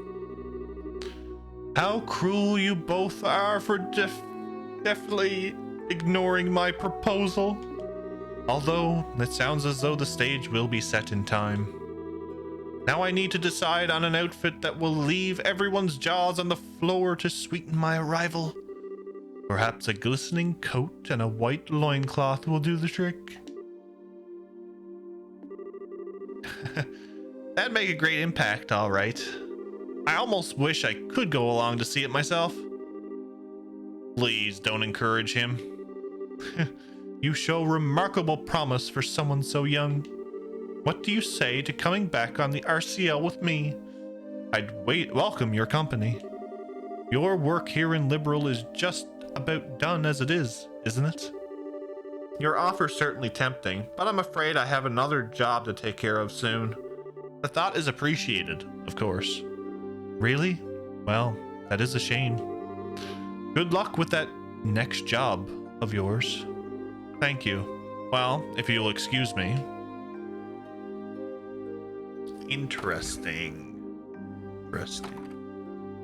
I have more questions about Lecter, especially what he's going to be doing after. Don't answer that, by the way. So, this is the second Secretary Lecter Arndal. Is it safe to assume he's one of the Chancellors? Almost definitely, yes. He came through Hocken Gate on foot and took up his new position at the embassy a month ago. And right up around the same time we headed to the Liber Arc aboard the RCL at that. Yeah, I totally messed up that name and I realized it after I said it.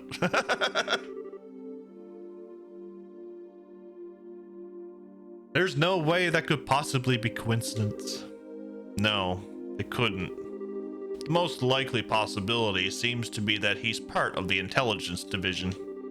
Are you sure not doing anything regarding him all this time was a good idea? Oh, absolutely. We needed some way to find out what the Chancellor was up to, after all. We'll probably get some kind of reaction from the Chancellor through his reports at some point. Probably in about 2 weeks when the Chancellor's tour has finished. You'd planned that far ahead all along, had you? Well, in that case, I'll be sure that we're ready. I'll be counting on you, love. Oh. Something the matter? Not really. It's just that the moon has come out. And what a beautiful full moon it is.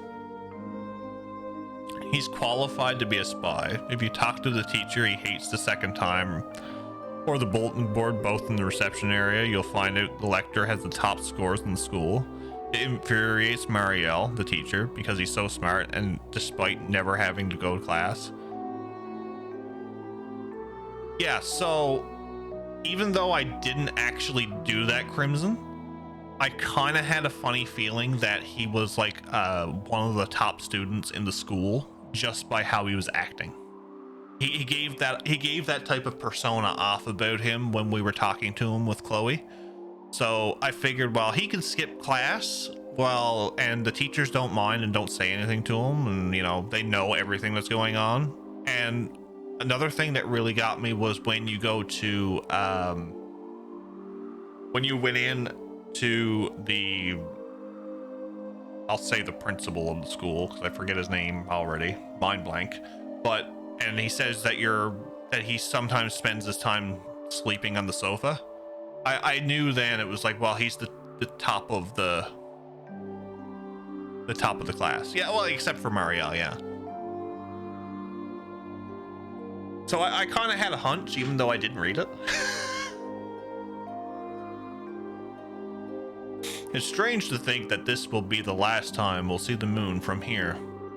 Truth be told, I'm going to miss it. Well, it looks like putting a smile on your face a little more often isn't the only thing Liberal has done for you. It's opened your eyes to life's natural beauty as well. But in all seriousness, we'll just have to do all we can to be able to come back and see it again one day. Still, it doesn't promote gambling though. No. While we're both still alive. Indeed. He was also a good multitasker. He helped a lot of students secretly through the campus, not just Chloe during... This is true. Yeah.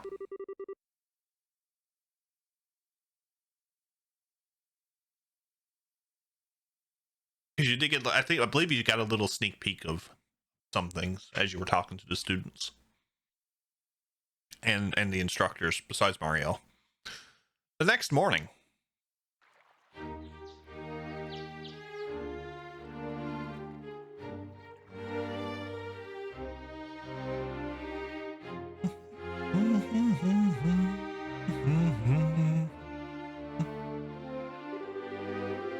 Majesty, Your Highness, I humbly thank you both for your generous hospitality during my stay in your fine kingdom.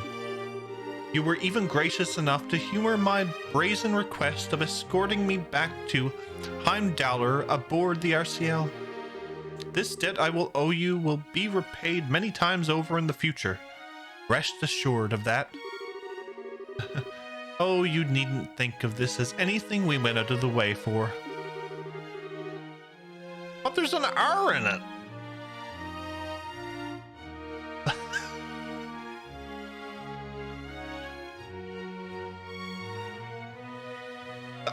It's okay, so it is based off of Heimdall. Okay, got it.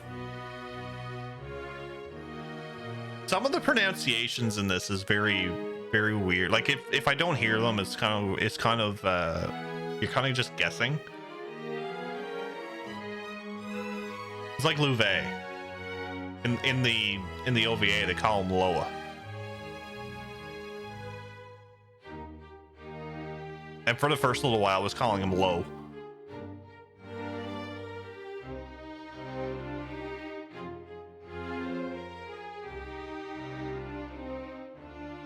Erebonia has a lot of Nordic and Germanic influences. I get that now. Escorting an honored state guest back home is a matter of course. You're too low. Particularly a guest to whom we owe a great debt of gratitude. If you ever have the opportunity, please do come back to Liberal again in the future.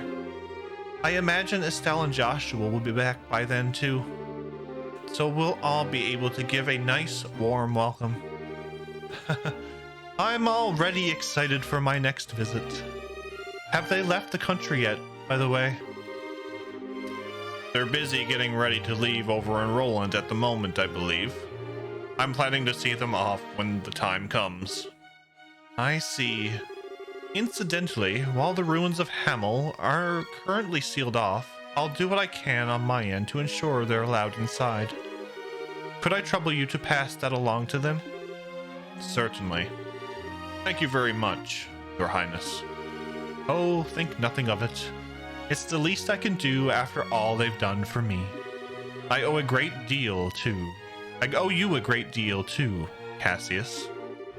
If not for your assistance, stopping that armored division from crossing into Liberal wouldn't have been as simple as it was. I could say the same to you. Still, as I'm sure you're aware, the outcome will have been well within the realm of possibility for the Chancellor. I doubt he was even surprised by the incident.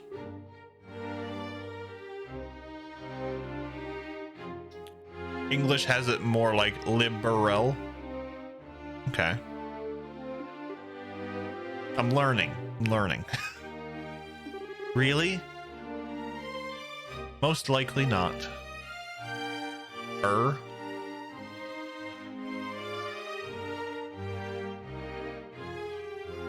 Like Olivier go burr?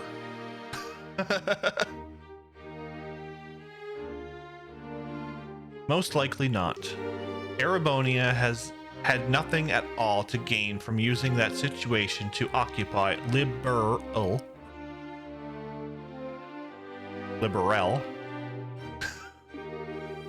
I'll get it eventually. If I talk fast, it will be liberal. I'm doing fine with the pronunciations. Thank you, Trails. I know everybody's going to pronounce them all differently anyway, so we'll do what we can. Liberal.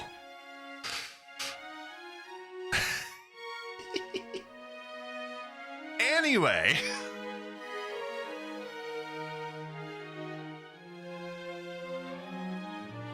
Certainly not to the extent that it would be worth going out of their way to develop inefficient steam tanks. No, God, please, no! No! No! No! The only reason I can see for him doing what he did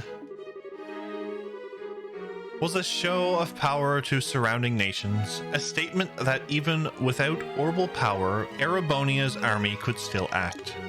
I indeed suspect that was his true aim all along.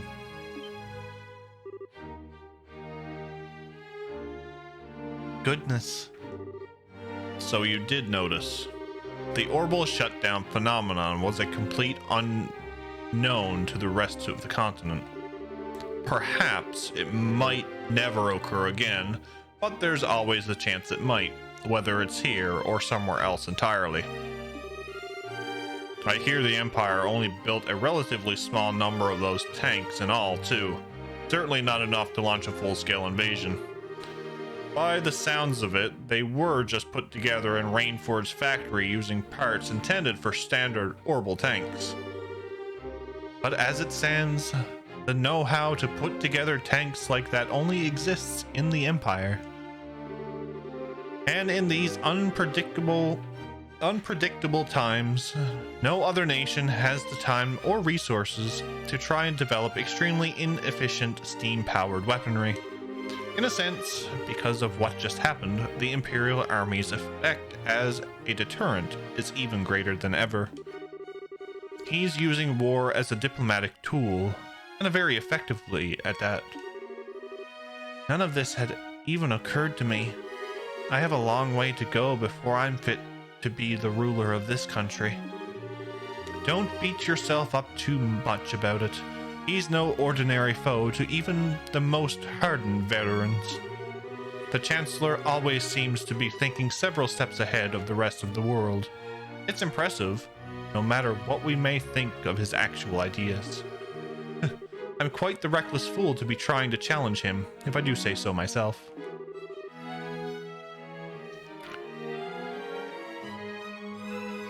Erebonia didn't have a casus belli for the occupation. It was all a diplomatic feint. He also did it as a favor for Ouroboros, as he discussed in SC. True. Don't be silly, Your Highness. How can you say that with a smile on your face is utterly beyond me. You should focus on building yourself a strong foothold to begin with. I hope you'll be careful. No matter what may occur, be sure not to lose sight of exactly where you stand. Of course, Your Majesty. If I were to go and bring shame upon myself now, I'd be wasting all the efforts involved in escorting me back home. I'll be sure to take what you have said to heart. Excuse me, Your Majesty.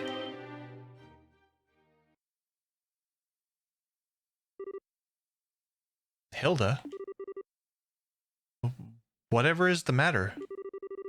Not often I see you so flustered. My apologies, Your Majesty. It's just that a guest for you arrived all of a sudden at the castle.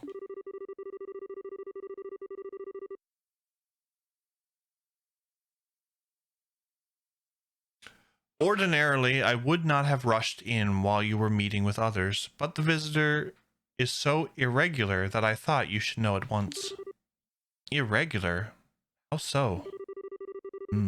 It sounds like it's about time I take my leave then. Actually, the visitor said he would like to greet you as well, and not just Her Majesty. What? Hilda? Just who is this visitor? Well, he introduced himself as Chancellor Goliath Osborne of the Erebonian Empire. Oh shit.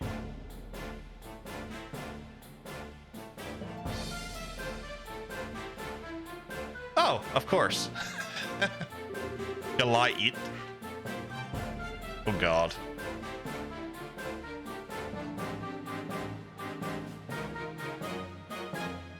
Anyway, he's Chancellor Osborne. We'll just say that from now on. It's an honor to be granted a personal audience.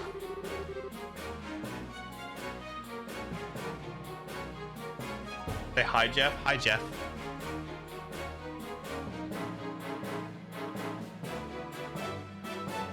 So we're seeing in this game's our style. My name is Jeff. Walking into this foreign hall, no problem, like a Chad.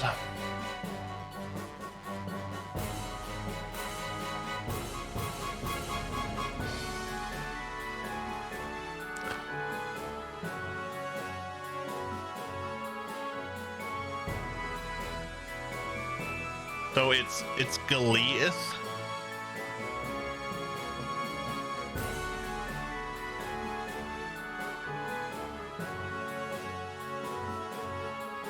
I am Goliath Osborne, representative of the Imperial government. Goliath. We'll go with that. My apologies for the abrupt intrusion. So you are Chancellor Osborne. And it's a pleasure to see you again as well, Your Highness.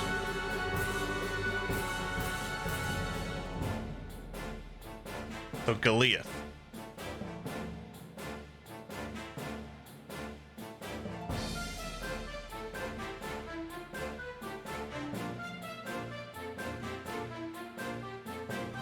It's been a year since we last met, has it not? I hope these passing months have seen you well. Yes, a year sounds about right.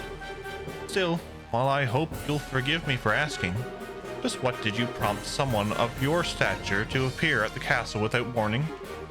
I'd very much like to hear your side of the story.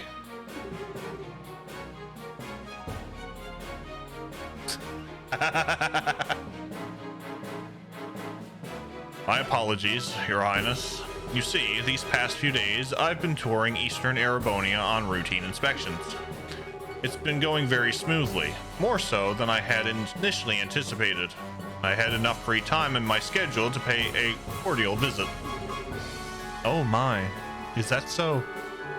Naturally, I would have preferred to come here while the crisis was still unfolding like you yourself did, Your Highness. Unfortunately, the confusion in southern Erebonia was simply too pressing a matter, and I had no choice but to deal with that first.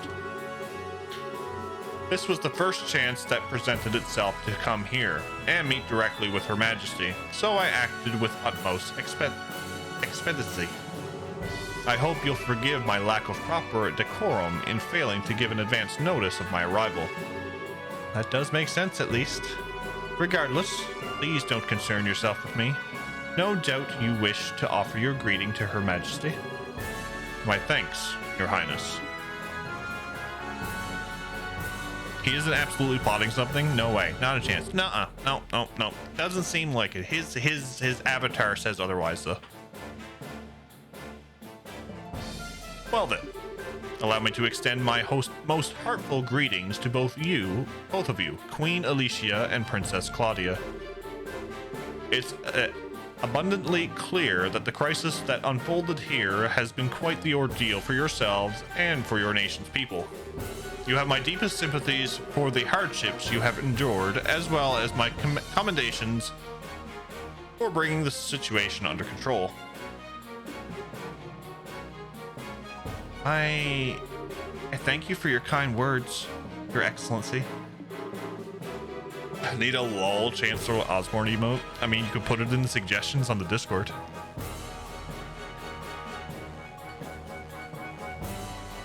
If anything, we should be apologizing to you for the fact that the southern side of your nation was caught up in what should have been our problem. We should be the ones going to you rather than having you trouble yourselves to come all the way to Liberal.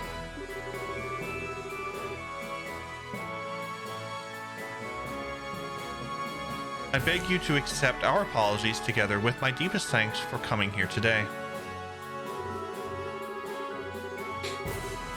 I would never ask for apologies. I've heard what happened was the work of a shadowy organization stirring up trouble within your borders. While I meant well by sending a military force to aid you, I wouldn't have done something so careless had I known the truth of the matter. My actions were rash, foolish even, and I was rightfully reprimanded by His Imperial Majesty for them. Oh, my. Fortunately, His Highness the Prince was able to act with all due haste to put right my misstep before even greater harm was done. I owe you a great debt of gratitude for that, Your Highness. And congratulations, besides, for your part in bringing an end to the crisis. Oh, I did nothing out of the ordinary. I had a lot of help from Her Majesty, Her Highness, and Brigadier General Bright here, too. Bright, you say? It's a pleasure to meet you, Your Excellency. I am Cassius Bright, a Brigadier General in the Liberalian Royal Army. The pleasure is all mine, I assure you. Your name is rather well known, even in the Empire. Not as much as yours is known here in Liberal. I would imagine. It's an honor to be able to speak with you in person. It's certainly a surprise to be able to, though.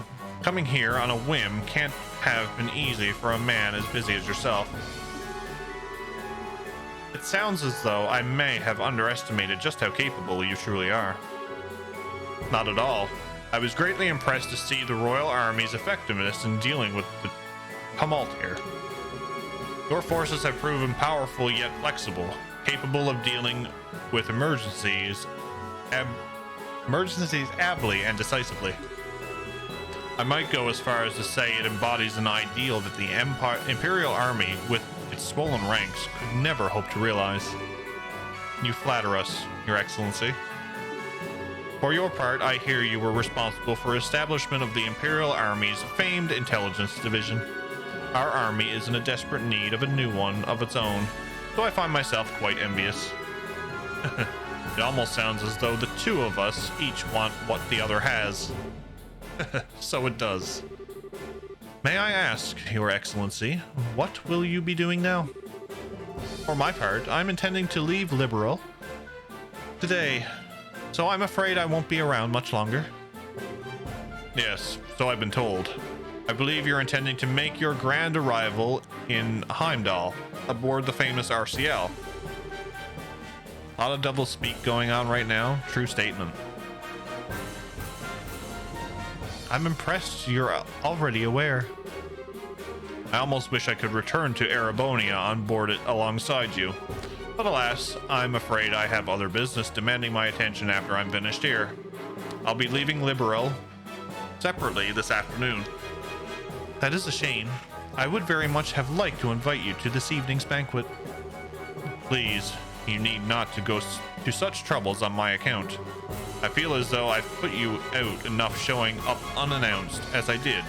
Say nothing of dining with such esteemed company. Still, I do have some time before the airship I'll be leaving on is due to depart. That being the case, might I ask for a little of your time, Your Highness?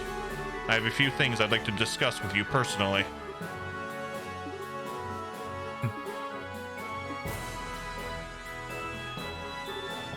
Very well. I have some matters I would actually like to discuss personally with you as well. Well, fortuitous coincidence. Allow me to have a room arranged for the two of you to have your discussion then. Hilda, if you would. Certainly, Your Majesty. And so begin the true debate. His Majesty versus the Chancellor.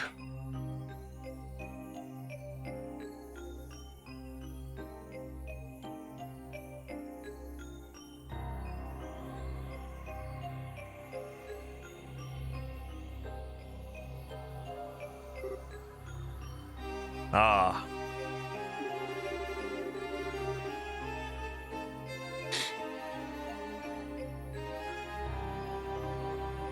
True.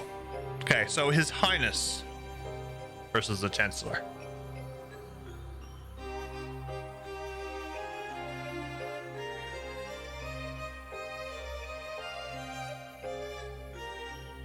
Imagine developing a character for how many games this man shows up. Dang.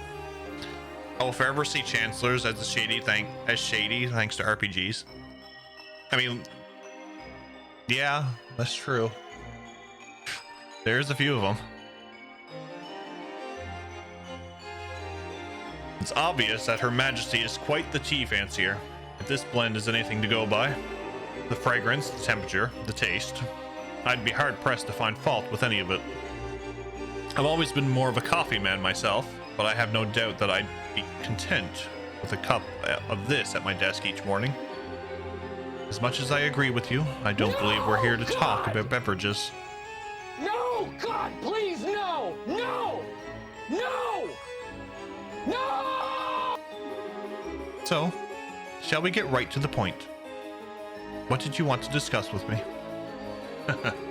I see your sojourn in Liberal has proven most fruitful. Pardon?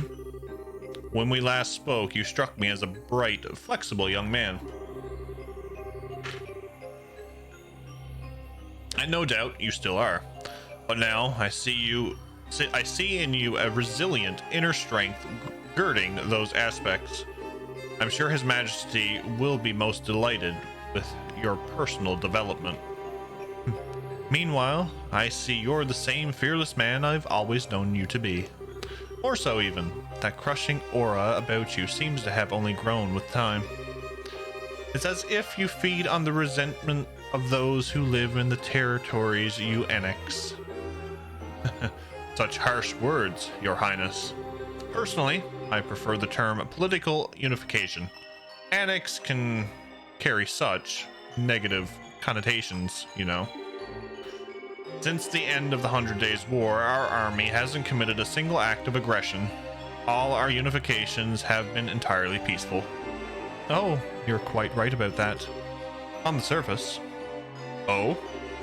It's amazing how similar the annexation process is every single time it happens.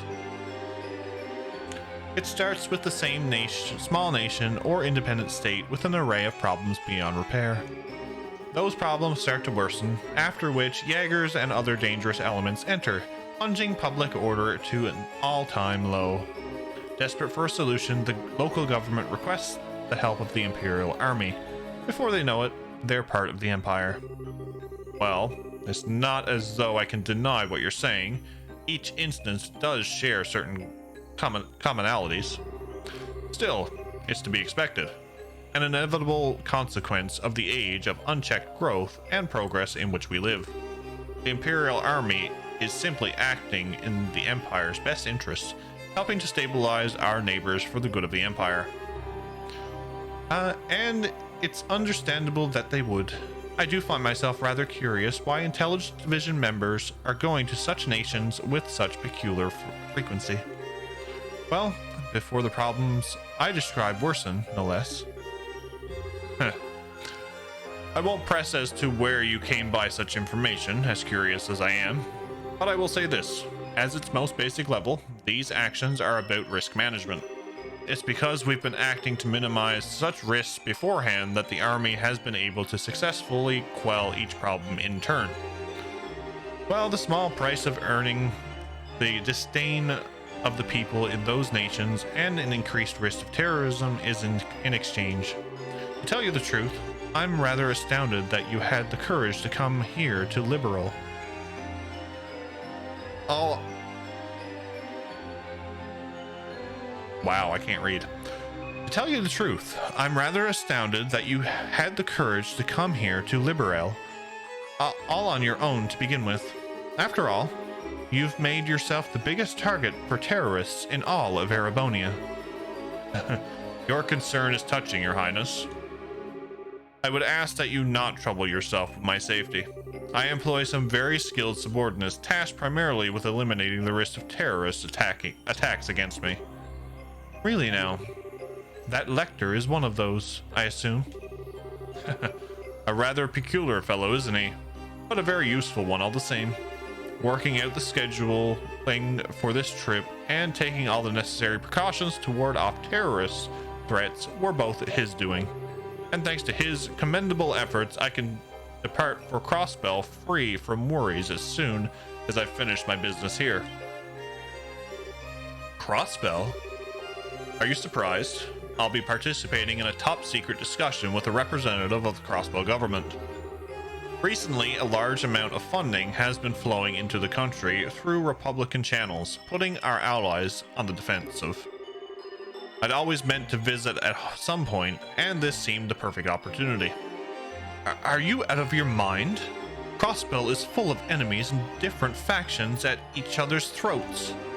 I hear it's now even a hotbed for terrorists and criminal organizations because of its position as a buffer state. Does that really sound like a place the Erebonian Chancellor should be going, even on an unofficial visit? I'm surprised to hear you advocating caution in the face of potential danger, Your Highness. After all, it was you who flew onto an ancient city at great risk to your own safety and returned unharmed after surveying it. Compared to such rousing risk-taking, my visit to Crossbell will be child's play. As I'm sure you're aware, you're regarded as something of a hero back in Erebonia now. To see a hero make a grand return befitting his newly minted legend, and aboard the famous RCL, no less. Naturally, our hero has also taken the time to ensure that every well-known newspaper and magazine are aware of his homecoming too. Oh, I have no doubt that the triumphant arrival will be every bit as glorious as it has played out in your imaginings, Your Highness. Do be sure to capitalize on this chance as best you can to build yourself a firm foothold. I expect great things from you, after all. Dang, he knows a lot. It's almost like Oliver knows almost everything that's going on. You could almost say the same thing for the Chancellor.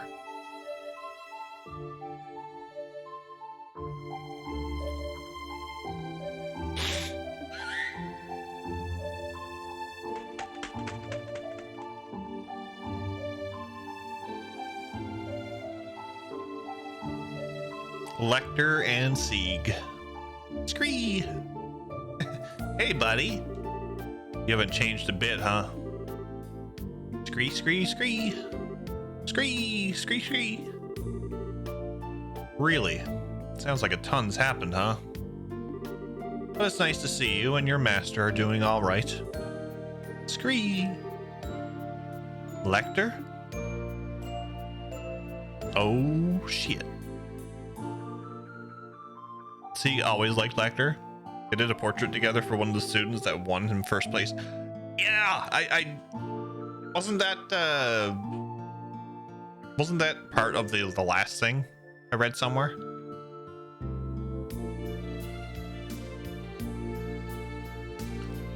Well, good day to you, Your Highness. I pray I'm not causing any trouble by taking a tour of the castle like this. The view from this terrace certainly is beautiful, isn't it?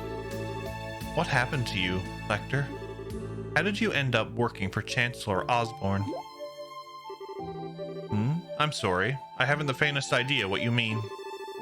Are you perchance mistaking me for someone else? Your name is Lecter Arundel. You were the student council president at Genis Royal Academy, which you attended before leaving suddenly 2 years ago. So no, I am not mistaking you for someone else. But that's where you're wrong, because my name is actually Lecter Rundle.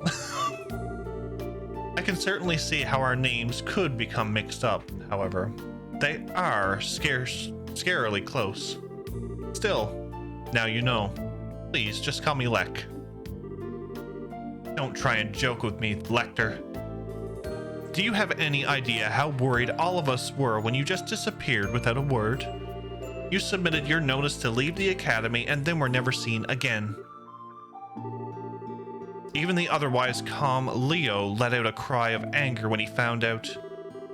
And all Lucy could do was give a sad smile and say, "This is just like him," the whole time with tears in her eyes. Jill and Hans were heartbroken, and so was I. Yet, after all this time, you finally show yourself, knowing full well that I'm here, and this is how you act? Pretending you're someone else? Lecter! Sorry. No need for the scary glare. You're still taking things way too seriously. Looks like it'll take more than stepping up as Crown Princess to change that part of you. Oh. But you know, seeing you makes me feel kind of relieved. I always figured if someone like you became Crown Princess, you'd have virtually no freedom to do anything other than work. But from all that's reached my ears, it sounds like you're actually doing it all right for yourself. And you even made some great new friends after I left the academy, didn't you? Nice. I sure did. Nonetheless, it's thanks to you that I was able to change at all. You were the one who gave me the first push in the right direction. I never got the chance to thank you properly after you left. But all of this time, I've wanted to be grateful to you. Well, consider me honored. Do I get a kiss in return? You do not. I may feel respect towards you, but nothing romantic. Aw, that's a bummer. There was me, all taken in by how pretty you'd become, wondering if this could be the start of something downright magical. And what happens instead? My dreams of romance and sweet smooches are crushed to nothing before they can even begin. I know you don't mean a word of that, you know. You're looking very sharp yourself, though. It's surprising to see. Every time I've seen you before today, it was in that heavily frayed uniform worn in the most sloppy way imaginable. I think you'll find I was merely making a fashion statement. That wasn't laziness or slobbishness. Every part of it was carefully calculated and considered to have maximum effort. The scary thing is, I actually believe you. You always seemed as if you cared for nothing but having fun and causing trouble. Yet, when it come down to it, you were wise beyond your years. And I've finally seen part of the reason behind that today. I'll ask you again, Lecter. How did you end up working for Chancellor Osborne like this? Just what happened to you between you submitting your notice to leave the academy and now?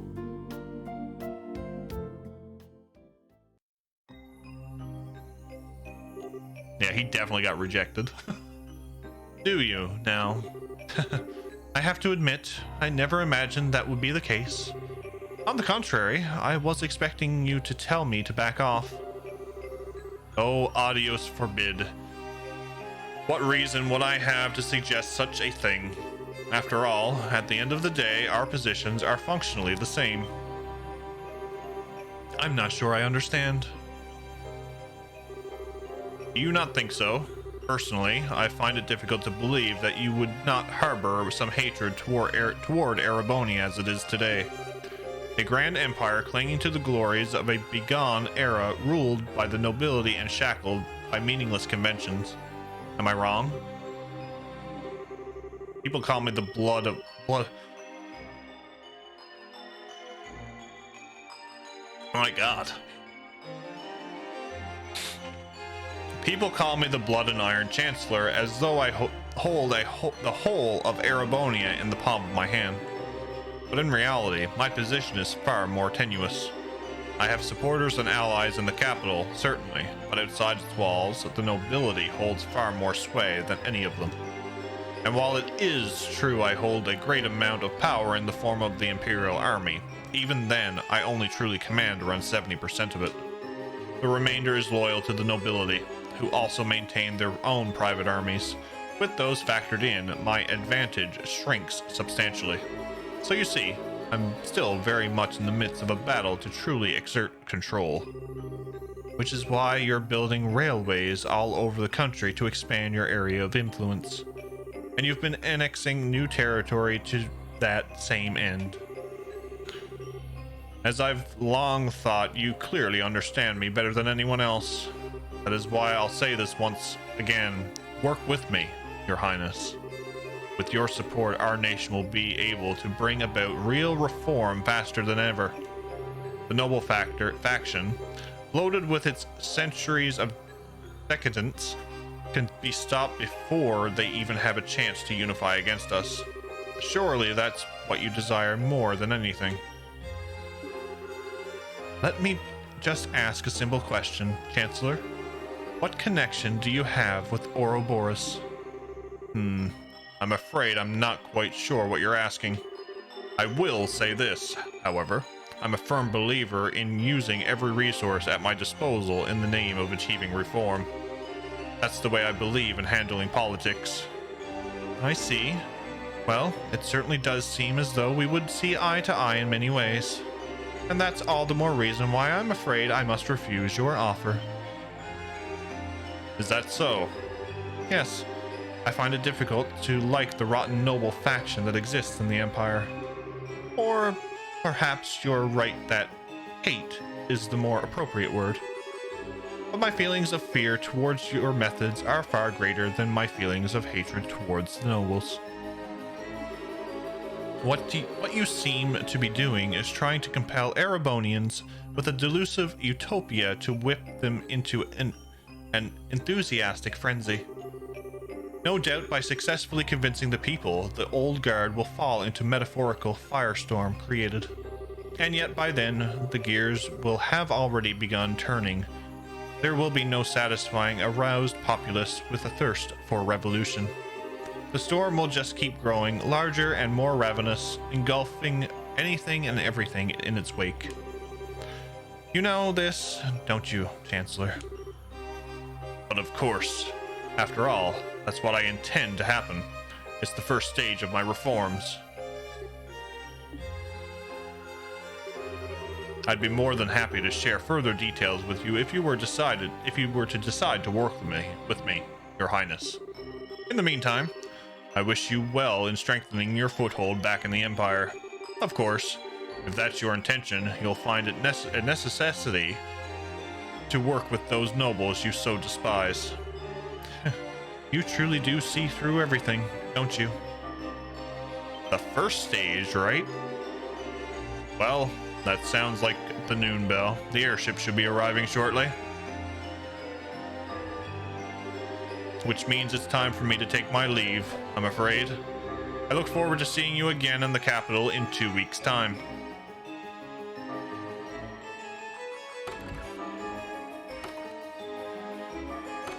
Enter Mueller.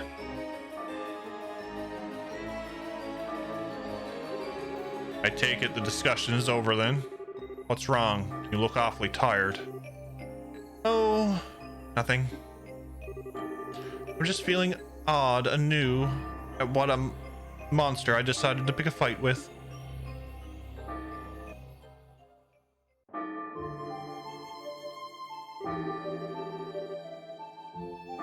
Whoopsie. I think it's probably about time for the airship to arrive. I'm gonna have to stop you there and get going. What? See ya, Sieg. Next time I see you, I'll bring you some Erebonian salami as a souvenir, okay? Scree! Wait, are you planning just to disappear without telling me anything a second time? Oh, got an important question for you. Did you fall in love with someone while I was away? Hit the nail on the head, huh? Ah, that's so cute. First love, right? How's that feel? Heart all aflutter 1 minute, end of the world the next. Don't you dare start teasing me. But you're right, though. I did.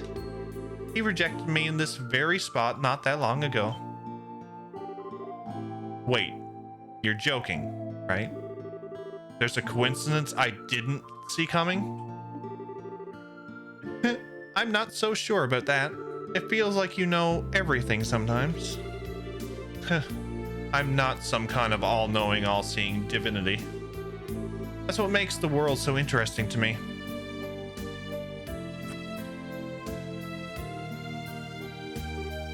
Oh, I'm happy for you, Chloe. Knowing the pain of lost love's what makes a girl blossom, in my humble opinion. Do you feel like the whole experience let you get a step closer to the person you want to be? Well, what about you? Do you feel you're getting closer to becoming the person that you want to be? By being at the Chancellor's side. Kind of hard to do that when I don't have a person I want to be to begin with.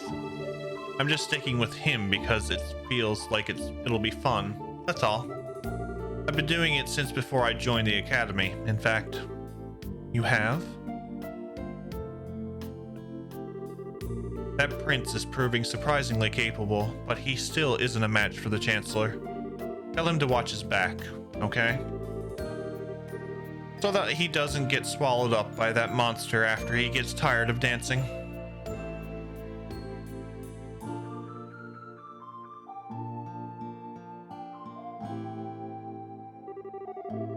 Goodbye, Lecter. What's up, Dr. Complete? Pet pets are the best love language in JRPG, right? No wonder Lecter was always absent during class. He was gambling and spying. Who knew? Who knew?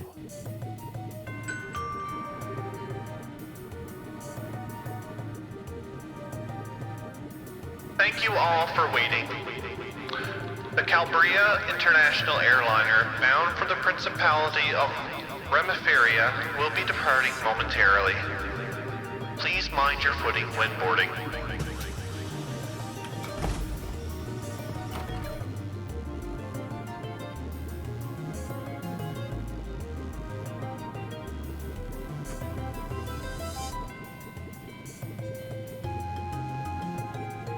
This door was longer than Joshua and Estelle's.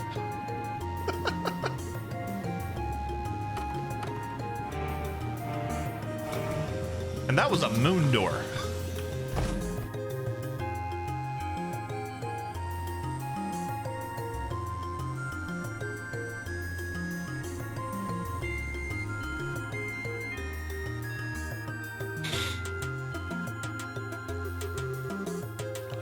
So that was the Blood and Iron Chancellor?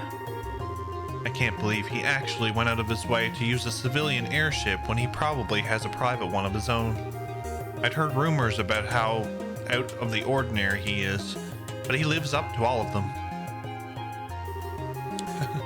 He keeps me on my toes, to put it playfully enough. Him aside, thanks for coming all this way to see me off, Shara. I was lucky I just happened to have business here at the right time. It feels like this is going to be the last chance we get to see one another for a while, after all. Rather unfortunate, as my dream is and always was to live away my days in the lap of luxury, surrounded by women as beautiful as you. Well, good luck with that. Changing the subject, though, who was the young man at the Chancellor's side? Didn't strike me as your ordinary guy. Oh, you could tell? But of course, I'd say I'm used to running into people who are out of the ordinary at this point. We've sure fought enough of them. His name is Lecter Arundel. He's a secretary who was sent here by the Imperial government. Apparently, he was the one who planned out all the details of the Chancellor's visit to Labyrinth. I can't pretend to know much regarding his background, but he is exceptionally skilled at what he does. Actually, I know a little. What? Oh? Is that true? Yes. Claudia... I don't know why I got a cough so much now. Claudia explained that Lecter once attended the same academy as her and had served as the student council president. She also mentioned about his sudden disappearance after the academy festival 2 years ago. Unbelievable. Then, someone connected to the Chancellor has visited Labyrinth first. Then he's very likely to have his own veritable information network established here long before I even came up with the idea. I think it's safe for us to assume that's the case, which also means that it's safe to assume he knows every detail about all that's happened here since. From the coup d'etat to the crisis regarding the Aureole, all of it. This man gets more unbelievable by the minute. He actually gave me a message to pass on to you earlier too. Watch your back, so you don't get swallowed up by that monster when you get tired of dancing. He sure knows how to sting where it hurts, doesn't he? I feel like I can see a whole new world of pleasure opening up before my eyes. He should know better. Getting outdone at every turn like this is really not my style. What do you mean? Captain Schwartz, I have a little favor I'd like to ask for when we're in the air. Oh? Oliver's such a masso.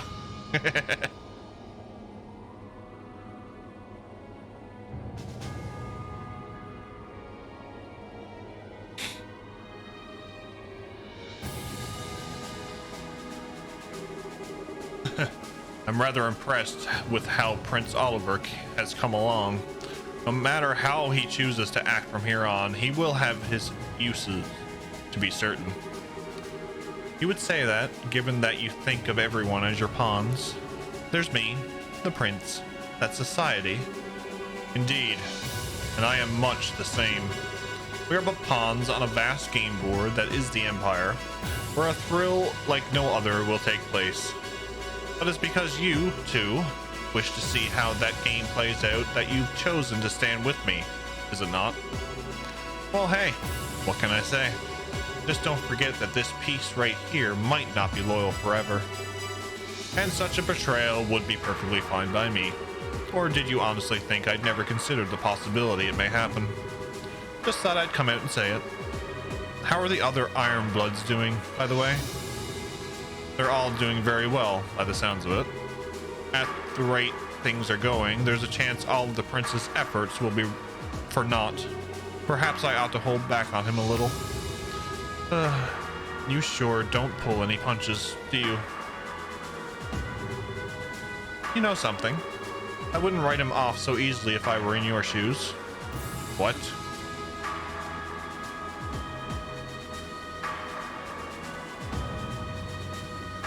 Oh look, there he is.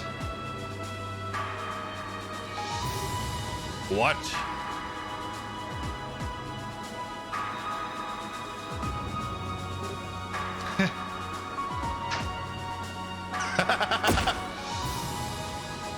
Ah, the signature move. These look like rose petals. If you look out your window on the right-hand side of the airship, you will be able to see the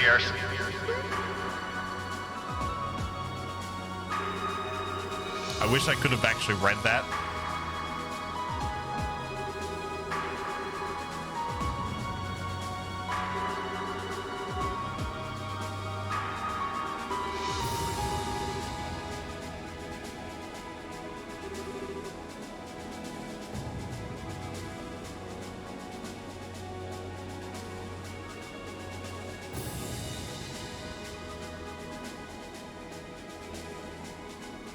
Blessed auto advanced text boxes. They're horrible. They're horrible. He has a goatee and is part of the Empire. Yep, pure evil. What's up, Vice? How are you?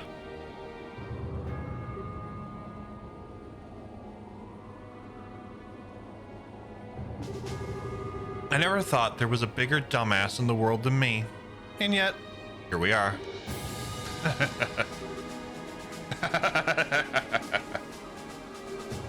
Very well. Debaucherous Prince. Or should I say, douchebaggerous Prince. I look forward to seeing what you can do. Show me how long you can hold out against me. I got more swag than you. Side story. Return to the Empire. Finished. Divine Eye. 7,000 Mira. Big PP energy.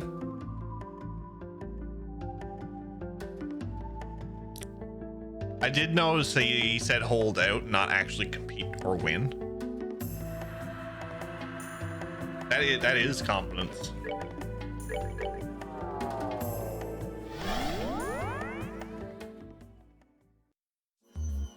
So, saying that,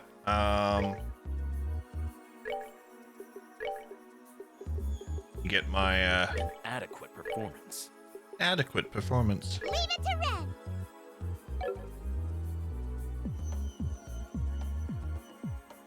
Favorite door and favorite character in the franchise. Well, best boy and well, Chloe's best girl, but I've loved Olivier or Prince Oliver since the first game.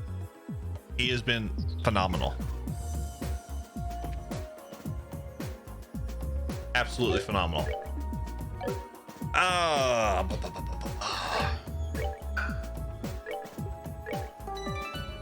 So we're 36 hours in. That's not too bad. And we have oh.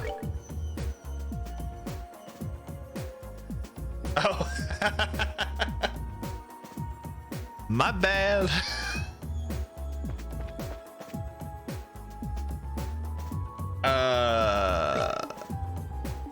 What we have left?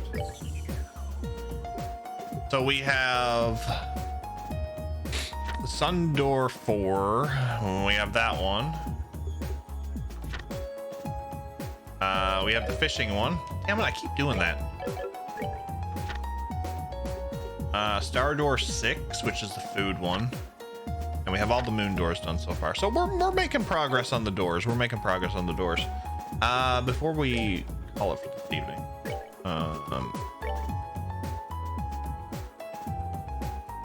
I love the intellectual schemer types like him, going back to probably Grand Admiral Thrawn from Star Wars back in the era of the Empire trilogy.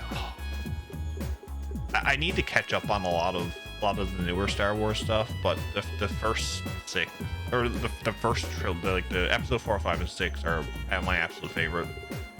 Divine Eye, Ascent, Eagle Eye, Information, Septian Vein, and Luck.